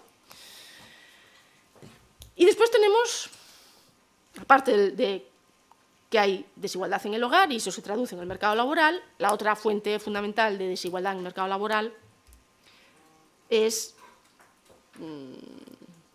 la misoginia. Dicho así claramente, ¿no? Los elevados niveles de misoginia que hay en esta sociedad. Y solo así se puede entender pues, noticias que han salido estos días, bueno, recientemente en la prensa, ¿no? Por poner ejemplos del campo de STEM, ¿no? El Gaming Ladies, ¿no? Esta congreso, entre comillas, que se organiza en España cada año, donde solo pueden ir mujeres gamer, ¿no? Jugadoras de juegos virtuales. ¿Por qué esta mujer, Marina Mores, ha creado este círculo, es que no sé cómo llamarle, reunión, ¿no? Esta reunión de jugadoras que juegan allí, virtualmente, con sus ordenadores, y solo pueden ir mujeres. ¿Ella por qué lo hace? Bueno, pues porque dice, porque en todos los espacios donde hay hombres y mujeres de jugadores de juegos virtuales, lo que hay es un acoso, básicamente. Básicamente lo que hay es acoso más sutil o más descerebrado, ya más bruto, ¿no? Y ella pues va describiendo todas las barbaridades que a ella personalmente le van pasando y todas las barbaridades que le llegan a su Twitter, a su blog, etcétera, etcétera. Curiosamente, hubo un momento que uno de los años casi no se puede celebrar este evento porque las autoridades decían que no podían asegurar la seguridad. No podían asegurar la seguridad del evento, porque había un montón de hombres que no estaban dispuestos a consentir que hubiese ese tipo de espacios solo de mujeres, ¿no? Yo creo que ejemplos de este tipo hay que llamarlos por su nombre, esto es misoginia, o sea, es que no hay otro nombre para decirlo. Ah, sí, sí, sí. Sí, sí, muy bien. Sí, sí, pues sí. Yo creo que con este bomba que acabo de dar, pues... Exactamente. Segundo ejemplo y acabamos. Todas las noticias que han salido de grandes empresas del mundo tecnológico sobre el ambiente hostil hacia mujeres en las mismas. Estamos otra vez en... yo tengo aquí Google, Oracle, Tesla, Apple, Twitter... Son ejemplos de casos que si vamos revisando las noticias van mostrando un ambiente absolutamente hostil hacia las mujeres. Está saliendo del tiesto. ¿Puedes decirnos algún caso concreto de esas noticias? Sí, en esas noticias, por ejemplo, se hablaba eso de... Bueno, son empresas, muchas de ellas, donde se trabaja mucho, muchas horas, se convive mucho, y en esa convivencia incluso casi se exige que casi se socialice fuera del trabajo juntos, y por lo tanto se sale a tomar unas copas juntos, y se producen casos de acoso muy frecuentemente. Casos de acoso que se denuncian, y exactamente, el ambiente, porque casos de acoso ocurren en todos los sectores. La cuestión es, las empresas son más o menos sensibles a esa problemática. Claro, lo que parecen poner de manifiesto en todos estos casos es que las empresas no eran en absoluto sensibles a esta problemática y que, bueno, eso es parte de la vida. Vamos, defiéndete tú y apáñatelas tú misma, por ejemplo, ¿no? Otros temas tienen que ver con cómo se retribuye, ya no solo en estas empresas que acabo de mencionar, sino en general en las empresas STEM, ¿no? ¿Cómo es la retribución? ¿Cómo se negocian los salarios? ¿Vale? Y la falta de transparencia de qué cobra cada uno o cada una, cómo eso puede afectar también a que al final las mujeres acaben cobrando menos. Esta es otra característica que también hay discusión un poco en la literatura. ¿La oferta que les hacen en todas estas tecnológicas, por ejemplo, de congelar óvulos? ¿De? Congelar óvulos. Por ejemplo, ese es otro caso que había salido, efectivamente. Que lo han vendido como una ventaja para las mujeres y que en realidad lo que es te voy a exprimir hasta que no te quede un gramo en la cabeza, ¿no? Y después ya te daré la patada, y a ti y a tus óvulos. Muy bien, pues yo creo que podemos terminar aquí y dejamos también a continuación para hablar de qué medidas, ¿no? ¿Qué medidas se pueden adoptar ante esta serie de problemáticas? ¿Qué medidas se han adoptado? ¿Qué medidas se pueden adoptar? El caso por ejemplo, de la Universidad de Deusto, de Inspira, que trabajan con niños pequeños. Bueno, muy bien, con esto termino. Sí.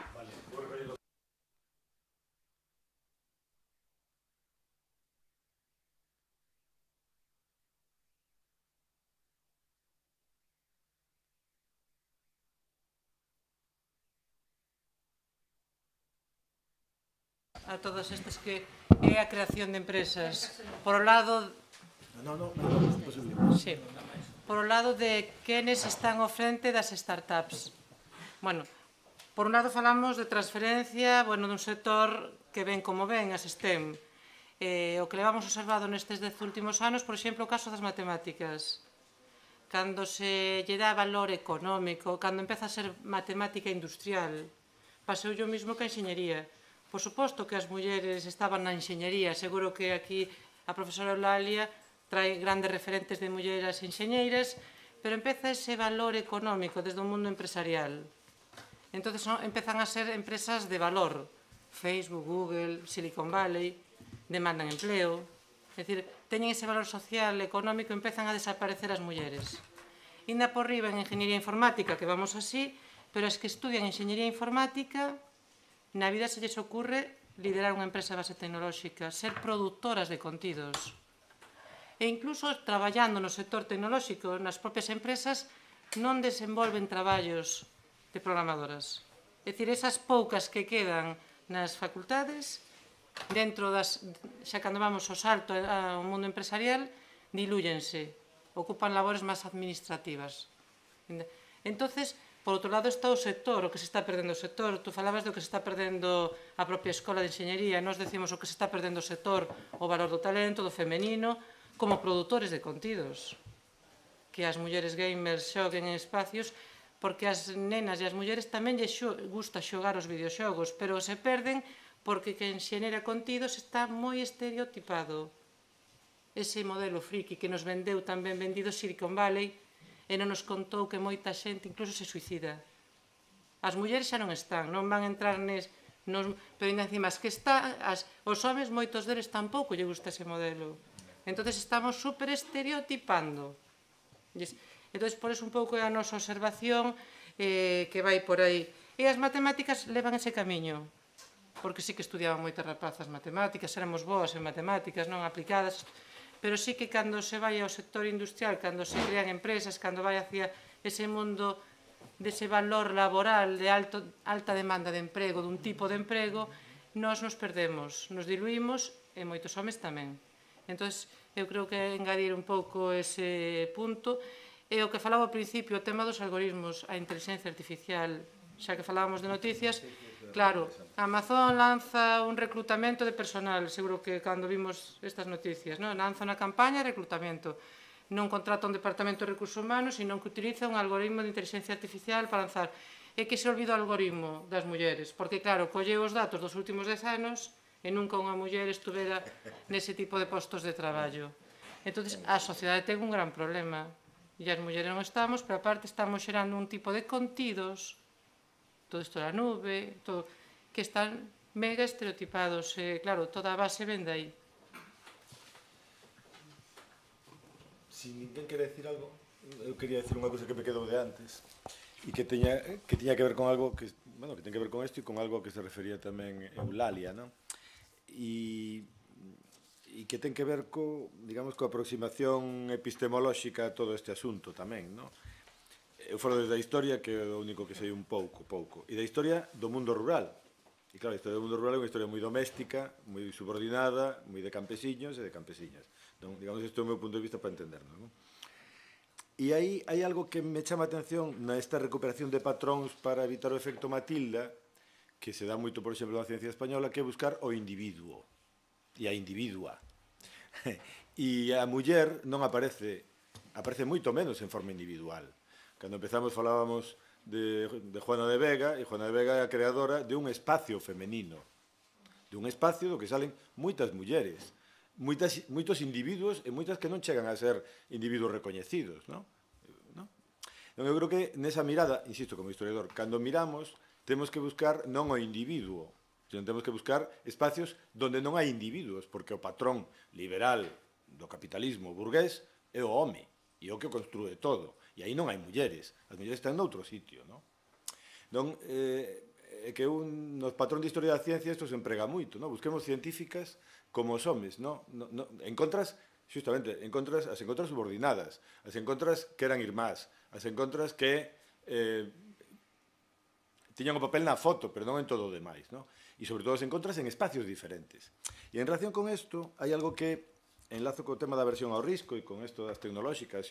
Claro, é que cando ti tes empresas con un patrón determinado de construción da vida, claro, esas empresas van máis alá do traballo, van ao ocio, ao privado e á vida. E no ocio, no privado e na vida, claro que é onde se produce o acoso. E eles dicen, non temos nada que ver.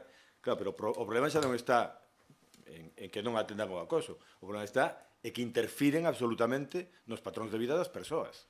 E estenden o traballo moito máis. Esa tamén é outra parte do problema, non? E tampouco os homes, como decías ti, seguramente aceptan eso ou se suicidan. E logo, en relación con isto, hai unha colega no meu campo que foi, bueno, que traballa no tema do cambio tecnolóxico na agricultura Donde, claro, a cuestión da aversión ao risco é fundamental. Por definición, os labregos non teñen nada... Teñen aversión sociolóxica, antropolóxica e económica ao risco. Sobre eso non hai ningunha dúbida. O sea, hai incluso menos dúbida que no caso das mulleres, non? Efectivamente. Entón, claro, cando un quere entender os patróns de cambio tecnolóxico e o ve do mundo rural, ten que darlle a volta. É dicir, ten que observar que hai razóns e lóxicas para a aversión ao risco. E neste mundo posterior á Revolución Verde, onde o que queremos recuperar é a economía orgánica agraria, bueno, pois a mirada aínda é máis fácil. Non que fai esta muller? Algo que algúns entendíamos que podíamos facer, pero non nos atrevíamos. Pero claro, ela desde o MIT, e sendo decana de Humanidades, é capaz de facelo e, ademais, con moito éxito. Dice, non, eu o que quero estudiar é a lógica da resistencia, non a aversión ao risco, ao contrario. É dicir, porque no mundo rural, homes e mulleres, e aí, digamos, se comportan dunha forma moi parecida, durante moito tempo, ou ante certos cambios tecnolóxicos, dicen, non queremos eso. E escollen outro, que sempre é, lóxicamente, moito máis doméstico. É dicir, garantizar a alimentación da familia, pois é moito máis importante que producir leite para o mercado. É obvio. Para homes e para mulleres, ademais. E as mulleres, ademais, teñen un papel moi potente nesa decisión. Bueno, desde logo nas economías domésticas campesiñas, europeas, pero incluso nas americanas. Non, o que quero dicir é que cambiar, digamos, esta reflexión que facía Eulalia respecto de cambiar os patróns epistemolóxicos a hora de analizalo, tamén ten que ver con isto. E a outra parte ten que ver coas institucións, claro. Porque, bueno, todas as institucións están construídas polos homes. Todas as institucións desde aproximadamente 1830. Juana de Vega é unha excepción asombrosa, hai máis, que efectivamente construyen opcións paralelas. E respecto de mulleres ocultas, en fin, iba a decirlo antes e non o dixen, hai un grupo que é, hoxe, neste momento, cando miredes quen foron as primeiras mulleres que foron, perdón, quen foi o primeiro grupo español que viaxou a Antártida, encontraredes un home, un señor madrileño, que non sei como se chama, non sei como se chama el, tampouco sei como se chaman elas, en vez de dúas señoras de Vigo, recordoumo cando se falou do tema da acuicultura, non? Dúas señoras de Vigo, que aínda están activas no Instituto de Investigacións Pesqueiras, no Oceanográfico, que elas dúas, non un, sino elas dúas, organizaron con un barco de pesca unha expedición á Antártida. E que tampouco hoxe aparecen, a min que me conta isto, agora cando vai Augusto Pérez Alberto, e me dice, si é mentira, están dicindo constantemente que a primeira persona que foi un señor, creo que era o CSIC, por suposto, e non é verdade, foron estas dúas mulleres, que dunha forma distinta tamén, non pola súa individualidade e a súa posición, sino porque entre as dúas cooperaron, dialogaron, organizaron cunhos mariñeiros que sabían que iban e un barco que sabían que iban, e o fixeron, efectivamente, sin ningún tipo de protagonismo, porque elas o que querían era medir e analizar en relación coa flota de Vigo e facer o seu traballo. E conclusión, non están están no periódico, pero non están na historia, non? Bueno, perdón se me estendín, pero enlacé co que quería decir antes. Había outra palabra aquí primeiro e despois ti, ou ao revés, dame igual. Que fale quen queira. En relación co que dis ti, xuntáronse, cooperaron. Entón, nese sentido, eu penso que, falo tamén aquí agora tamén como presidenta de Amid Galicia, penso que é importante para as mulleres o asociacionismo, agruparnos, sentirnos que non somos o sea, que estamos solas frente a todo este mundo masculinizado que nos está, bueno, que está contra nós, digamos así, falando en bruto, non? Eu penso que se consiguen moitas cousas, pois eso, agrupando. E as mulleres creo que sabemos que eso é así, e que o estamos facendo, e que animo tamén a outras mulleres a que se agrupen, se non é a mí, ten outra cousa, pero que se asocien, que busquen ese apoio, esa forma de traballar e de reivindicar as cousas. Son o único aquí da reunión que creo que non son académico, en el sentido de que, bueno, leo moito ensayo e hasta escribo algún libro, pero dediqueme toda a vida ao mundo práctico. Entón, eu necesito entender o que pasa. A veces estamos con listados de agravios. As cousas de fondo son complexas, non? A muller ten mellorado moito, afortunadamente, desde os tempos de Juana de Vega, ten máis oportunidades, reivindica máis espacio, normal, porque está moi afastada do poder. Pero ten mellorado porque temos un sistema liberal democrático. Entón, dame medo o mundo no que estamos. Moi masculino e con moito testosterona. O Erdogan, o Putin e todo este santo río facendo exercicios de non sei que. O mundo é perigoso. O aumento da autocracia é a maior ameaza que hai para as mulleres. A maior mensaxe político. Se eu fora muller defendería moito a democracia. Pero a democracia ten outro componente. É a economía de mercado. No mundo contemporáneo non hai democracia sen economía de mercado. Non hai casos. Cando te cae a economía de mercado, acabas impoñendo sempre unha ditadura. A economía de mercado é profundamente darwinista. E é un dato ao que é complicado a veces adaptarse.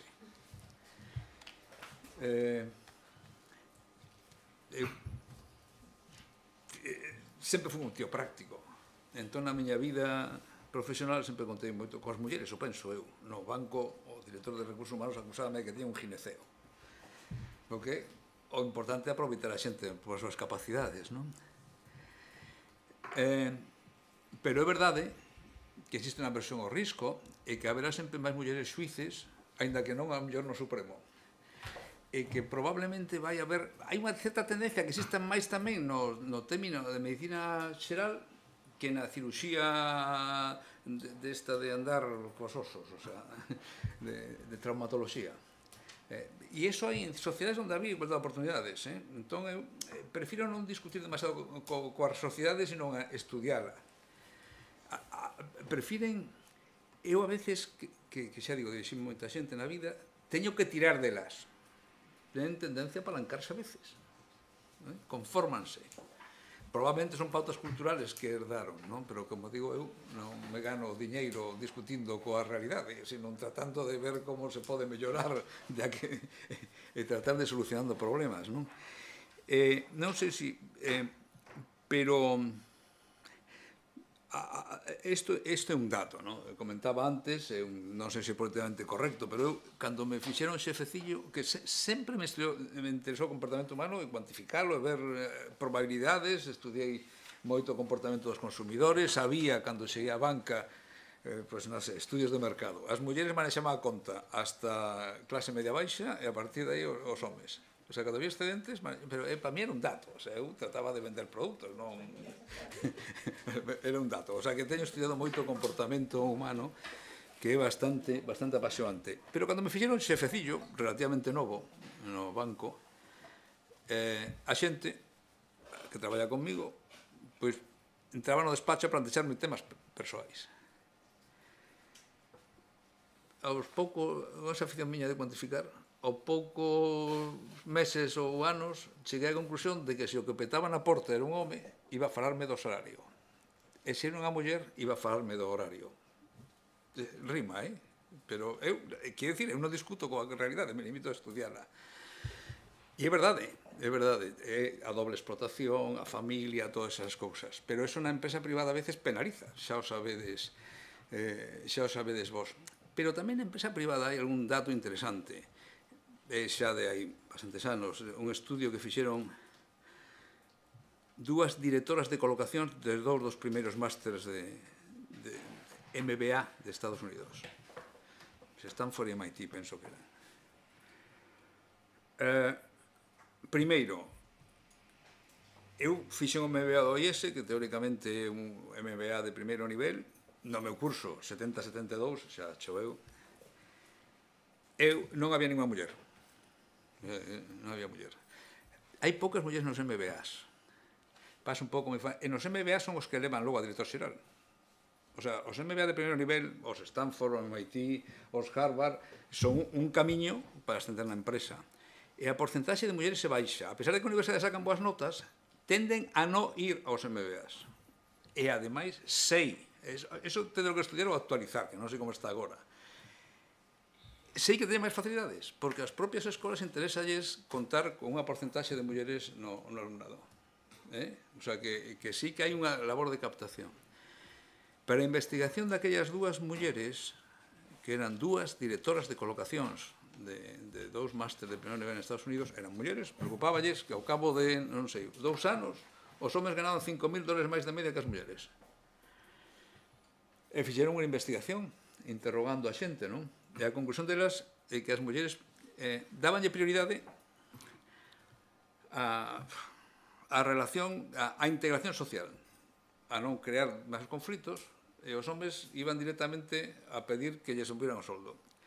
E iso eran $5.000. O sea, decir, hai que estudiar as causas fondas do asunto, non? Xa digo, estamos na democracia, como vayamos para atrás, e hai moito intentando, machos casi todos, as mulleres van estar moi perxudicadas, non? E logo hai temas dos que non falamos, xa yo dixen antes a Eulalia, non? Como é da religión. É que as causas culturais son moi profundas. A religión é probablemente políticamente, para algunhas persoas, políticamente incorrecto, non? Pero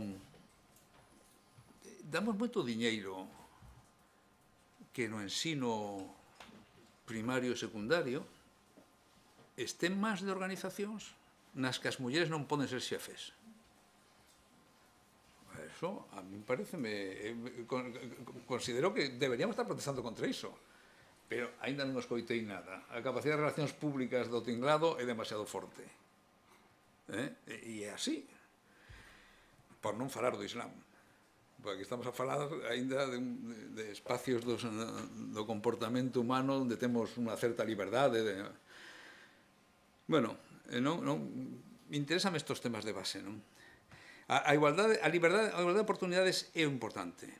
Logo, se a xente prefire ser unha cousa ou outra, ou disfrutar do seu tempo de outra maneira, pois é un tema individual. Seguro que vai haber cada vez máis porcentaxe de mulleres en todas partes. Pero seguirá habendo máis, probablemente, aquí, fíxate, en este estudio que di, no que destacan sobre todo en ciencias da saúde, que son moi importantes en investigación, medicina, farmacia, son moi importantes, e en algúns países hai maioría de mulleres. Non o sei. O sea, a xente prefire unha cosa ou outra.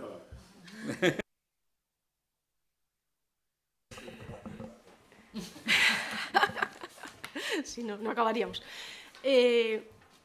Fíjate que esto de las preferencias es el tema central en economía. Por lo menos el tema central en economía feminista. La economía mainstream, la ortodoxa, la que se enseña en todas las facultades, toma las preferencias como dadas. Dados unos individuos, su función de utilidad, ¿verdad? Esas son sus preferencias y a partir de ahí maximizan su utilidad, dados unos precios. Las economistas feministas lo que dicen es, al hilo de todo el feminismo, es las preferencias se construyen socialmente. Claro, evidentemente. La iglesia, la educación, la universidad, la familia, se construyen socialmente. ¿Qué se construye socialmente? Pues el pensar que el salario de las mujeres es el segundo salario dentro del hogar. Pero no es casualidad, es que cuando se negociaban los salarios en...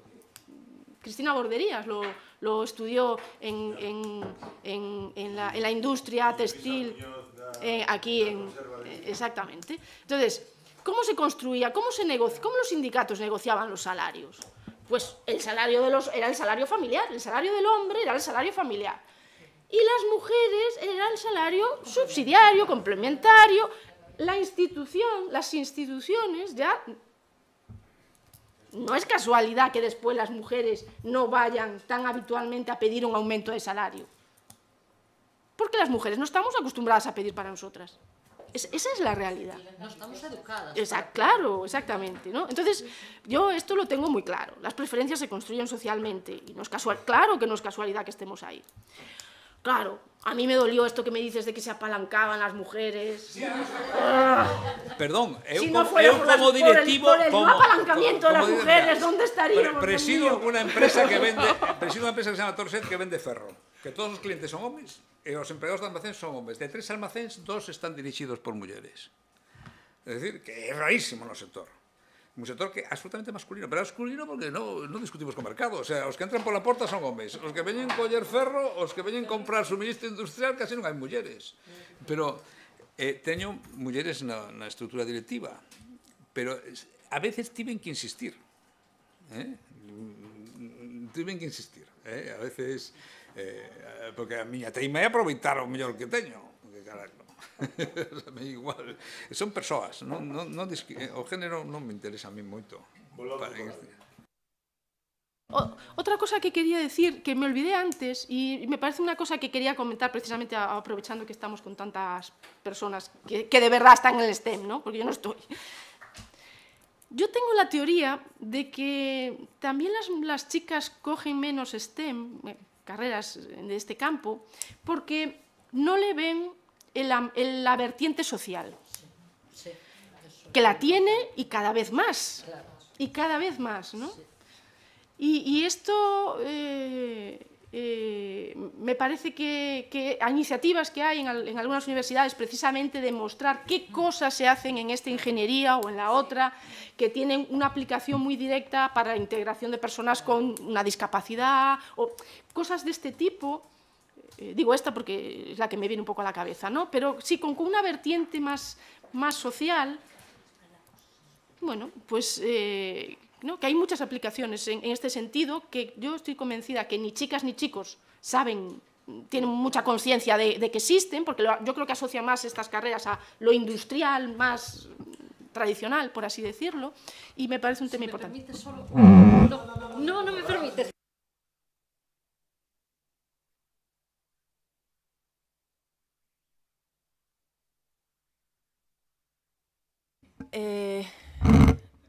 Eu quería enfocarlo desde unha perspectiva que a mí me interesa de futurible.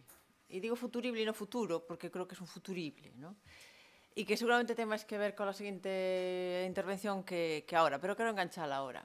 Eu creo que o problema é os valores que se catalogan como valores de éxito e de progreso, que están claramente identificados con os valores masculinos. E moita parte das conquistas das mulleres foi adecuarnos a esos valores masculinos. É dicir, nos conseguíamos cuotas de poder na medida en que respondíamos exactamente al mismo perfil masculino. E conseguíamos encaixar en ese patrón masculino que nos facía progresar nas carreras. A cuestión é que eu creo que teño claro que ese patrón masculino non é generalizable para el 100% da poboación, porque senón non habería quen se ocupara nin de maiores, nin de menores, nin de nada. E donde esta variante social estaría absolutamente ignorada en casi todas as profesións, según o patrón que temos asimilado nós. Entón, a mí me gustaría intentar encaixar isto co tipo de políticas e accións que se queren levar ao futuro, porque eu estou bastante farta, e aquí o digo personalmente, de medidas parecidas al del taxi, como era, del autobús, que te dejan las mujeres en la puerta de la casa para que non la agredan los hombres. El problema non é ese, o problema é que os hombres non teñen que agredir. E se seguimos focalizando el problema nas mulleres, non vamos a darlo solucionado nunca. Porque esta cuestión é cuestión de construción de sociedade. É certo que se construye unha sociedade nun modelo económico no que se valoriza e se dá valor a certas actitudes que se encaixan moi ben, claro, non casualidade, cos actitudes nas que os homes se desenvolveron sobre as que se construíron. Entón, é moito máis relevante o liderazgo, e eu creo que todos sabemos, os directores das empresas tecnolóxicas, pero non sabemos o segundo, o terceiro e o cuarto, porque eso é absolutamente irrelevante. El relevante é el señor que lo mandou. Da igual que eso se construya con equipo de traballo, eso é absolutamente irrelevante, porque está construído sobre a que os homes teñen que liderar, non?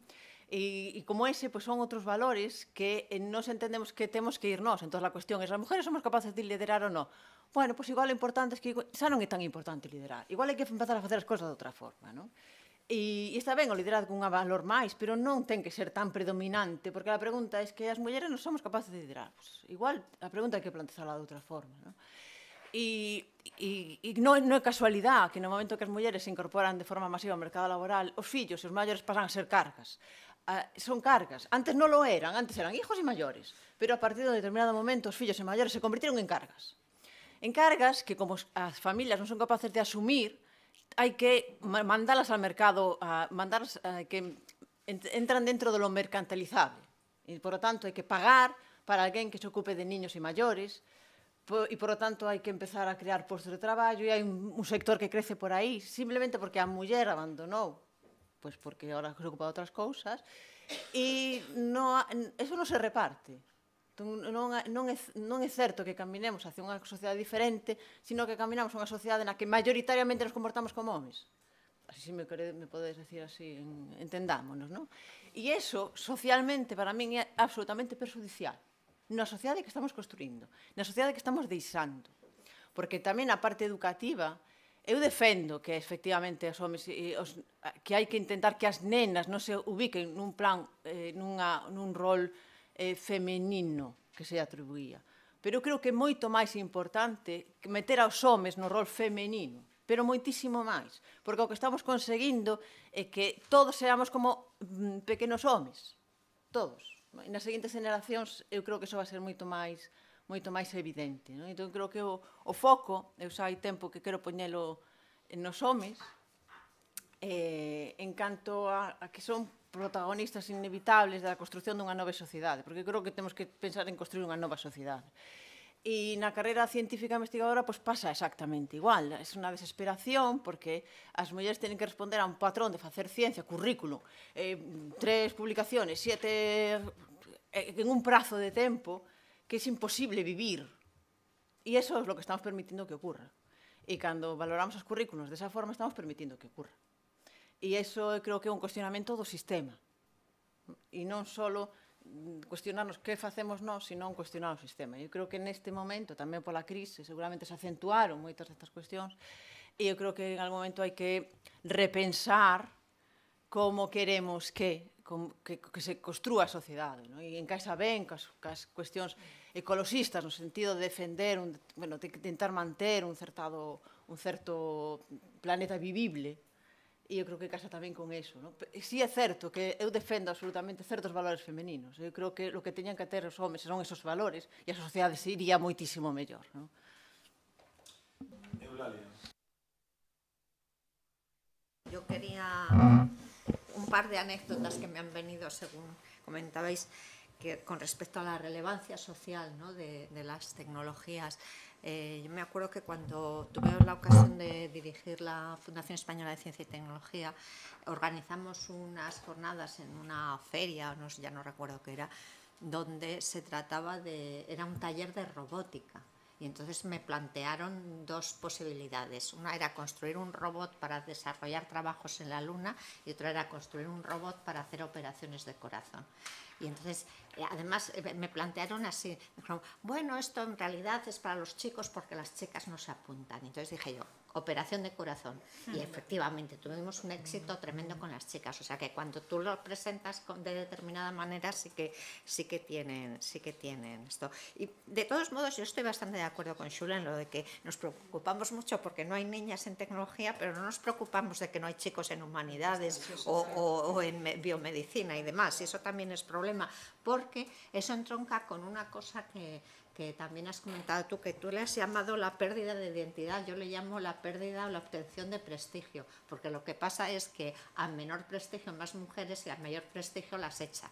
Y eso se ha visto muy bien, se ve muy bien en el caso de informática, que yo creo que va asociado también al estereotipo de llamarse licenciatura o ingeniería, porque baja automáticamente cuando pasa de llamarse licenciatura a ingeniería.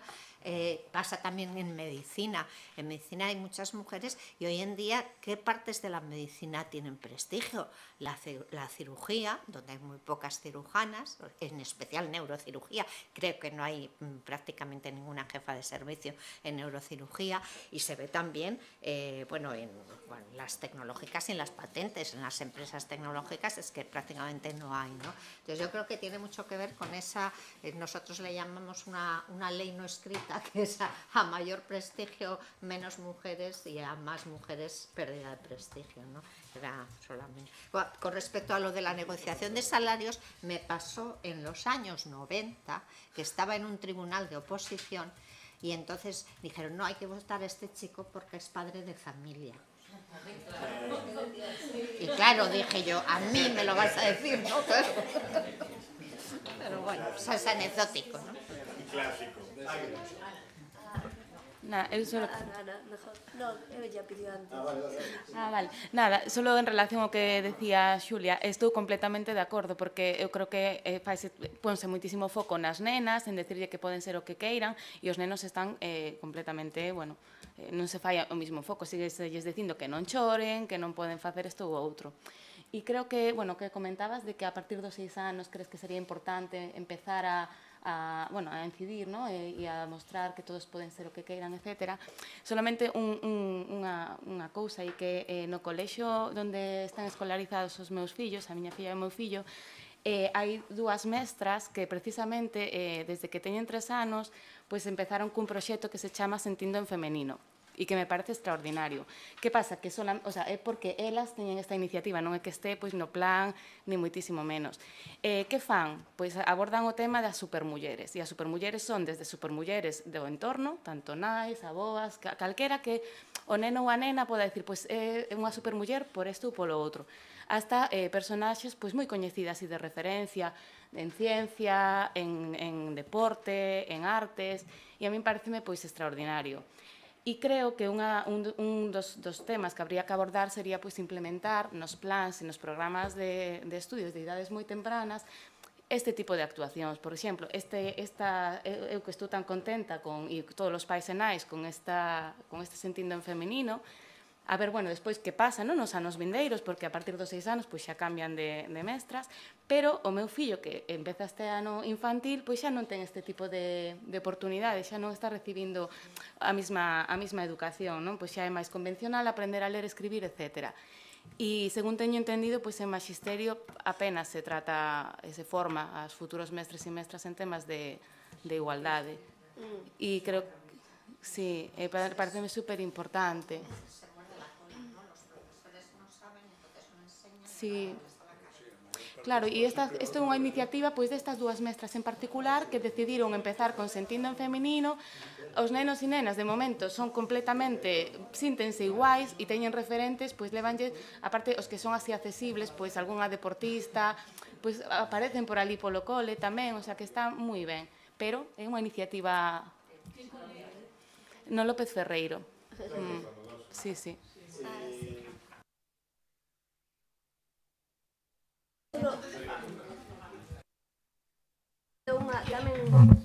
Unha pequena anécdota que eu descubrín hai pouco, que a primeira honoris causa da Universidade de Vigo, Lynn Margulis, cuestionou ou complementou as teorías darwinistas sobre a selección natural competitiva, e falou do asociacionismo e a colaboración como a fórmula que seguiron, bueno, eu non teño nin idea desto, as bacterias para convertirse en células complexas, non? E a partir de aí, ese modelo dela, de Lynn Margulis, trasladouse ao análisis do comportamento de outros ámbitos. Entón, isto é un paradigma, non? Que a mellor muda, así tal. E despois, por outra banda, só preguntarlle tamén, unha das solucións para min é cambiar a cultura mainstream. É dicir, que teríamos que facer unha cooperacha para pagarlle a Netflix que saque unha serie de chicas exitosas nas STEM, non Big Bang Theory, non, unha cousa que compensara, e seguramente, e despois un Peppa Pig para nenos de 6 anos que cambiara eso. A mí pareceme que eso é o que educa, e nós facemos o que podemos, non? Veuse hai pouco, bueno, nun colexio no Rosalía, o escándalo ese das nenas que se grabou eso. Sí, pero os dibuxos animados é verdade que teñen uns estereotipos totales. Difícil controlalos, o sea, eu intento cambiar. Preguntarlle rápido a Coral o concepto de economía da vida, úsase e sirve para todo eso que estaba un pouco contando de introducir. Pues mira, en relación a la pregunta que me haces y a lo que comentó Xulia, ¿no? Con lo que estoy totalmente de acuerdo. Hay un lema en economía feminista que es queremos la mitad del pastel, ¿no? Queremos la mitad del pastel por justicia, porque somos la mitad y queremos la mitad. Pero queremos cambiar la receta. No queremos, queremos cambiar la receta del pastel. Las dos cosas queremos. Y en ese sentido, poner los cuidados y la vida en el centro. Eso es el feminismo y eso es la economía feminista, efectivamente. De hecho, yo pensaba terminar mi intervención, y ahora termino aquí, ya no digo nada más, en estamos esperando por los hombres. Estamos esperando por los hombres. Nosotros ya hemos hecho muchas cosas. No somos nada apalancadas, ya hemos hecho miles de cosas para moverme.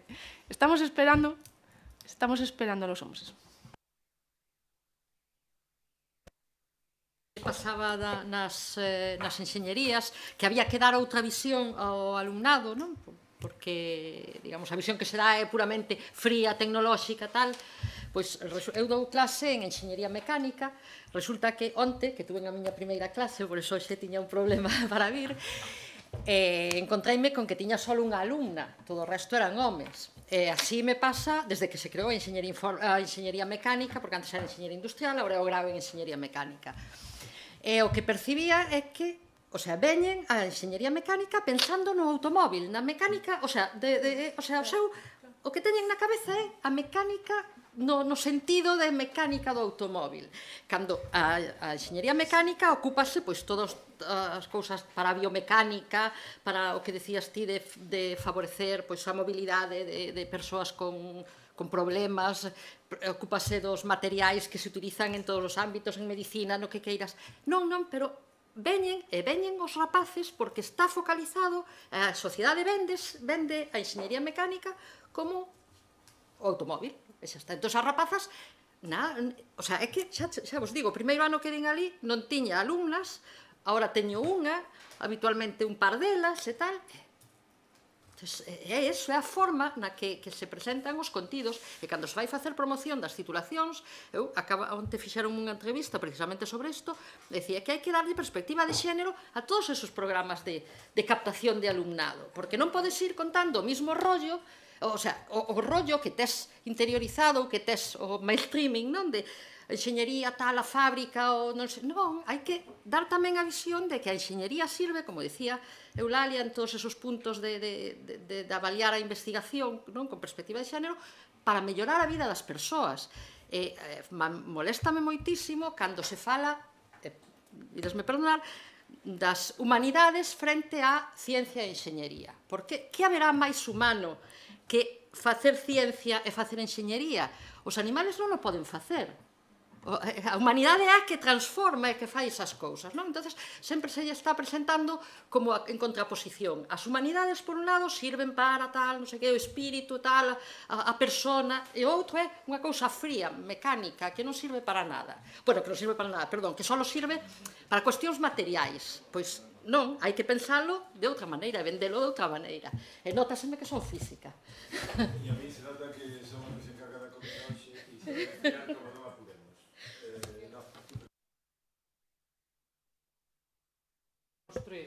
Construir unha sociedade diferente. Nos entornos nos que nos traballamos de creación de empresas con xente nova, non? Xa non reproducen aquel modelo tan patriarcal das empresas piramidales, onde había un xefe, e todo se construía piramidal debaixo del, se traballaba un outro modelo. Ora, as novas empresas, non? Novas empresas, novos lugares de traballo, son máis colaborativos. Incluso colaboran por proxectos, eu teño unha pequena empresa, tú tes outra, se xeneran todos estes movimentos como o campus de Google, bueno, xente preocupada por o medio ambiente, por a sostenibilidade, homes e mulleres preocupadas por a súa vida personal, pero reproducen o modelo patriarcal. É dicir, rompemos, deconstruímos ese modelo de empresa tradicional que aquí se nombrou. Sí, rompemos ese modelo e construímos empresas que poden ser como vagóns de trens nun lugares, ambientes bons de traballo, sí. E onde hai homes e mulleres, bueno, nuns lugares e noutros que falábamos, que nas estemos ou non estemos, pero reproducen, o modelo sempre se reproduce. Está fortemente construído, ainda que pareza que estamos deconstruindo, e, bueno, avanzamos no debate, pois mira, con Eulalio coincidimos no ano 2006 ou no 2007-2008 na Unidade de Mellora de Ciencias, pero eso está fortemente construído e ainda que nos creamos que traballamos en empresas máis colaborativas, startups, modelos máis áxiles, pero está aí, non é fácil de romper. Que é moito máis profundo. Non é fácil de romper, é moito máis profundo. Vale. Sí, aí. Solamente dos temas. Pareciume importantísimo o que dixeches de que os permisos de paternidade non se poden solapar. É unha cuestión doméstica totalmente, pero é importantísimo, porque se solapan, a muller vai ter os roles de a crianza e o home vai ver a televisión ou vai irse, é verdad, e atender ao que lle pete. Esa é unha cuestión. E despois, respecto á nova sociedade, eu penso que hai un paradigma importantísimo que temos que cambiar, que é o sentido do éxito. Que é o éxito para os homes e que é o éxito para as mulleres? Para os homes, o éxito é o poder e o diñeiro. E para as mulleres, a calidade de vida, penso, fundamentalmente. E iso tense que educar desde a infancia. Tense que educar desde a infancia. Porque se nas escolas, me parece exemplar o que dixeches dos profesores que ten ese sistema, porque senón é imposible. Se non se educa desde a infancia é imposible. Porque chegar a un foro como este, en que todos estamos de acordo, todas temos estas intencións, hai moitos homes que tamén están, pero xa están en unha edad, en unha situación social e económica que é moi difícil que podan cambiar os esquemas que non están en leyes, que non están en políticas, porque teñen que estar na educación desde a infancia. E se non se chega a sistemas educativos como ese que é un exemplo, non poderemos facer nada. E os sistemas educativos nos países nórdicos onde hai máis igualdade, por exemplo, eu recordo cando a miña filla volvió de Nicaragua con seus nenos que tiñan 2 e 4 anos, levounos á escola, a guardería, e les dixeron, o primeiro, ustedes non se preocupen, non lle vamos a enseñar nada, solamente vamos a enseñarles a convivir. E iso é moi importante, non? É unha maneira de ver que as relacións persoales son o primeiro e o máis importante. E as mulleres tendemos a facilitar as relacións personales en todas as nosas actividades. Nas actividades profesionais, nas domésticas, por suposto, e nas sociais. E iso os homes non o aprenden desde a cuna. E iso a mí pareceme fundamental. Esta estadística di que Brasil ten máis porcentaxe científicas que Dinamarca. Sí, pero o mellor, e non é tan importante ser científicas, o mellor non é tan importante ser científicas, sino que a calidade de vida e a satisfacción personal das científicas e das que non son sea superior. Y tiene que ver también mucho con el prestigio que tiene la ciencia en esos países.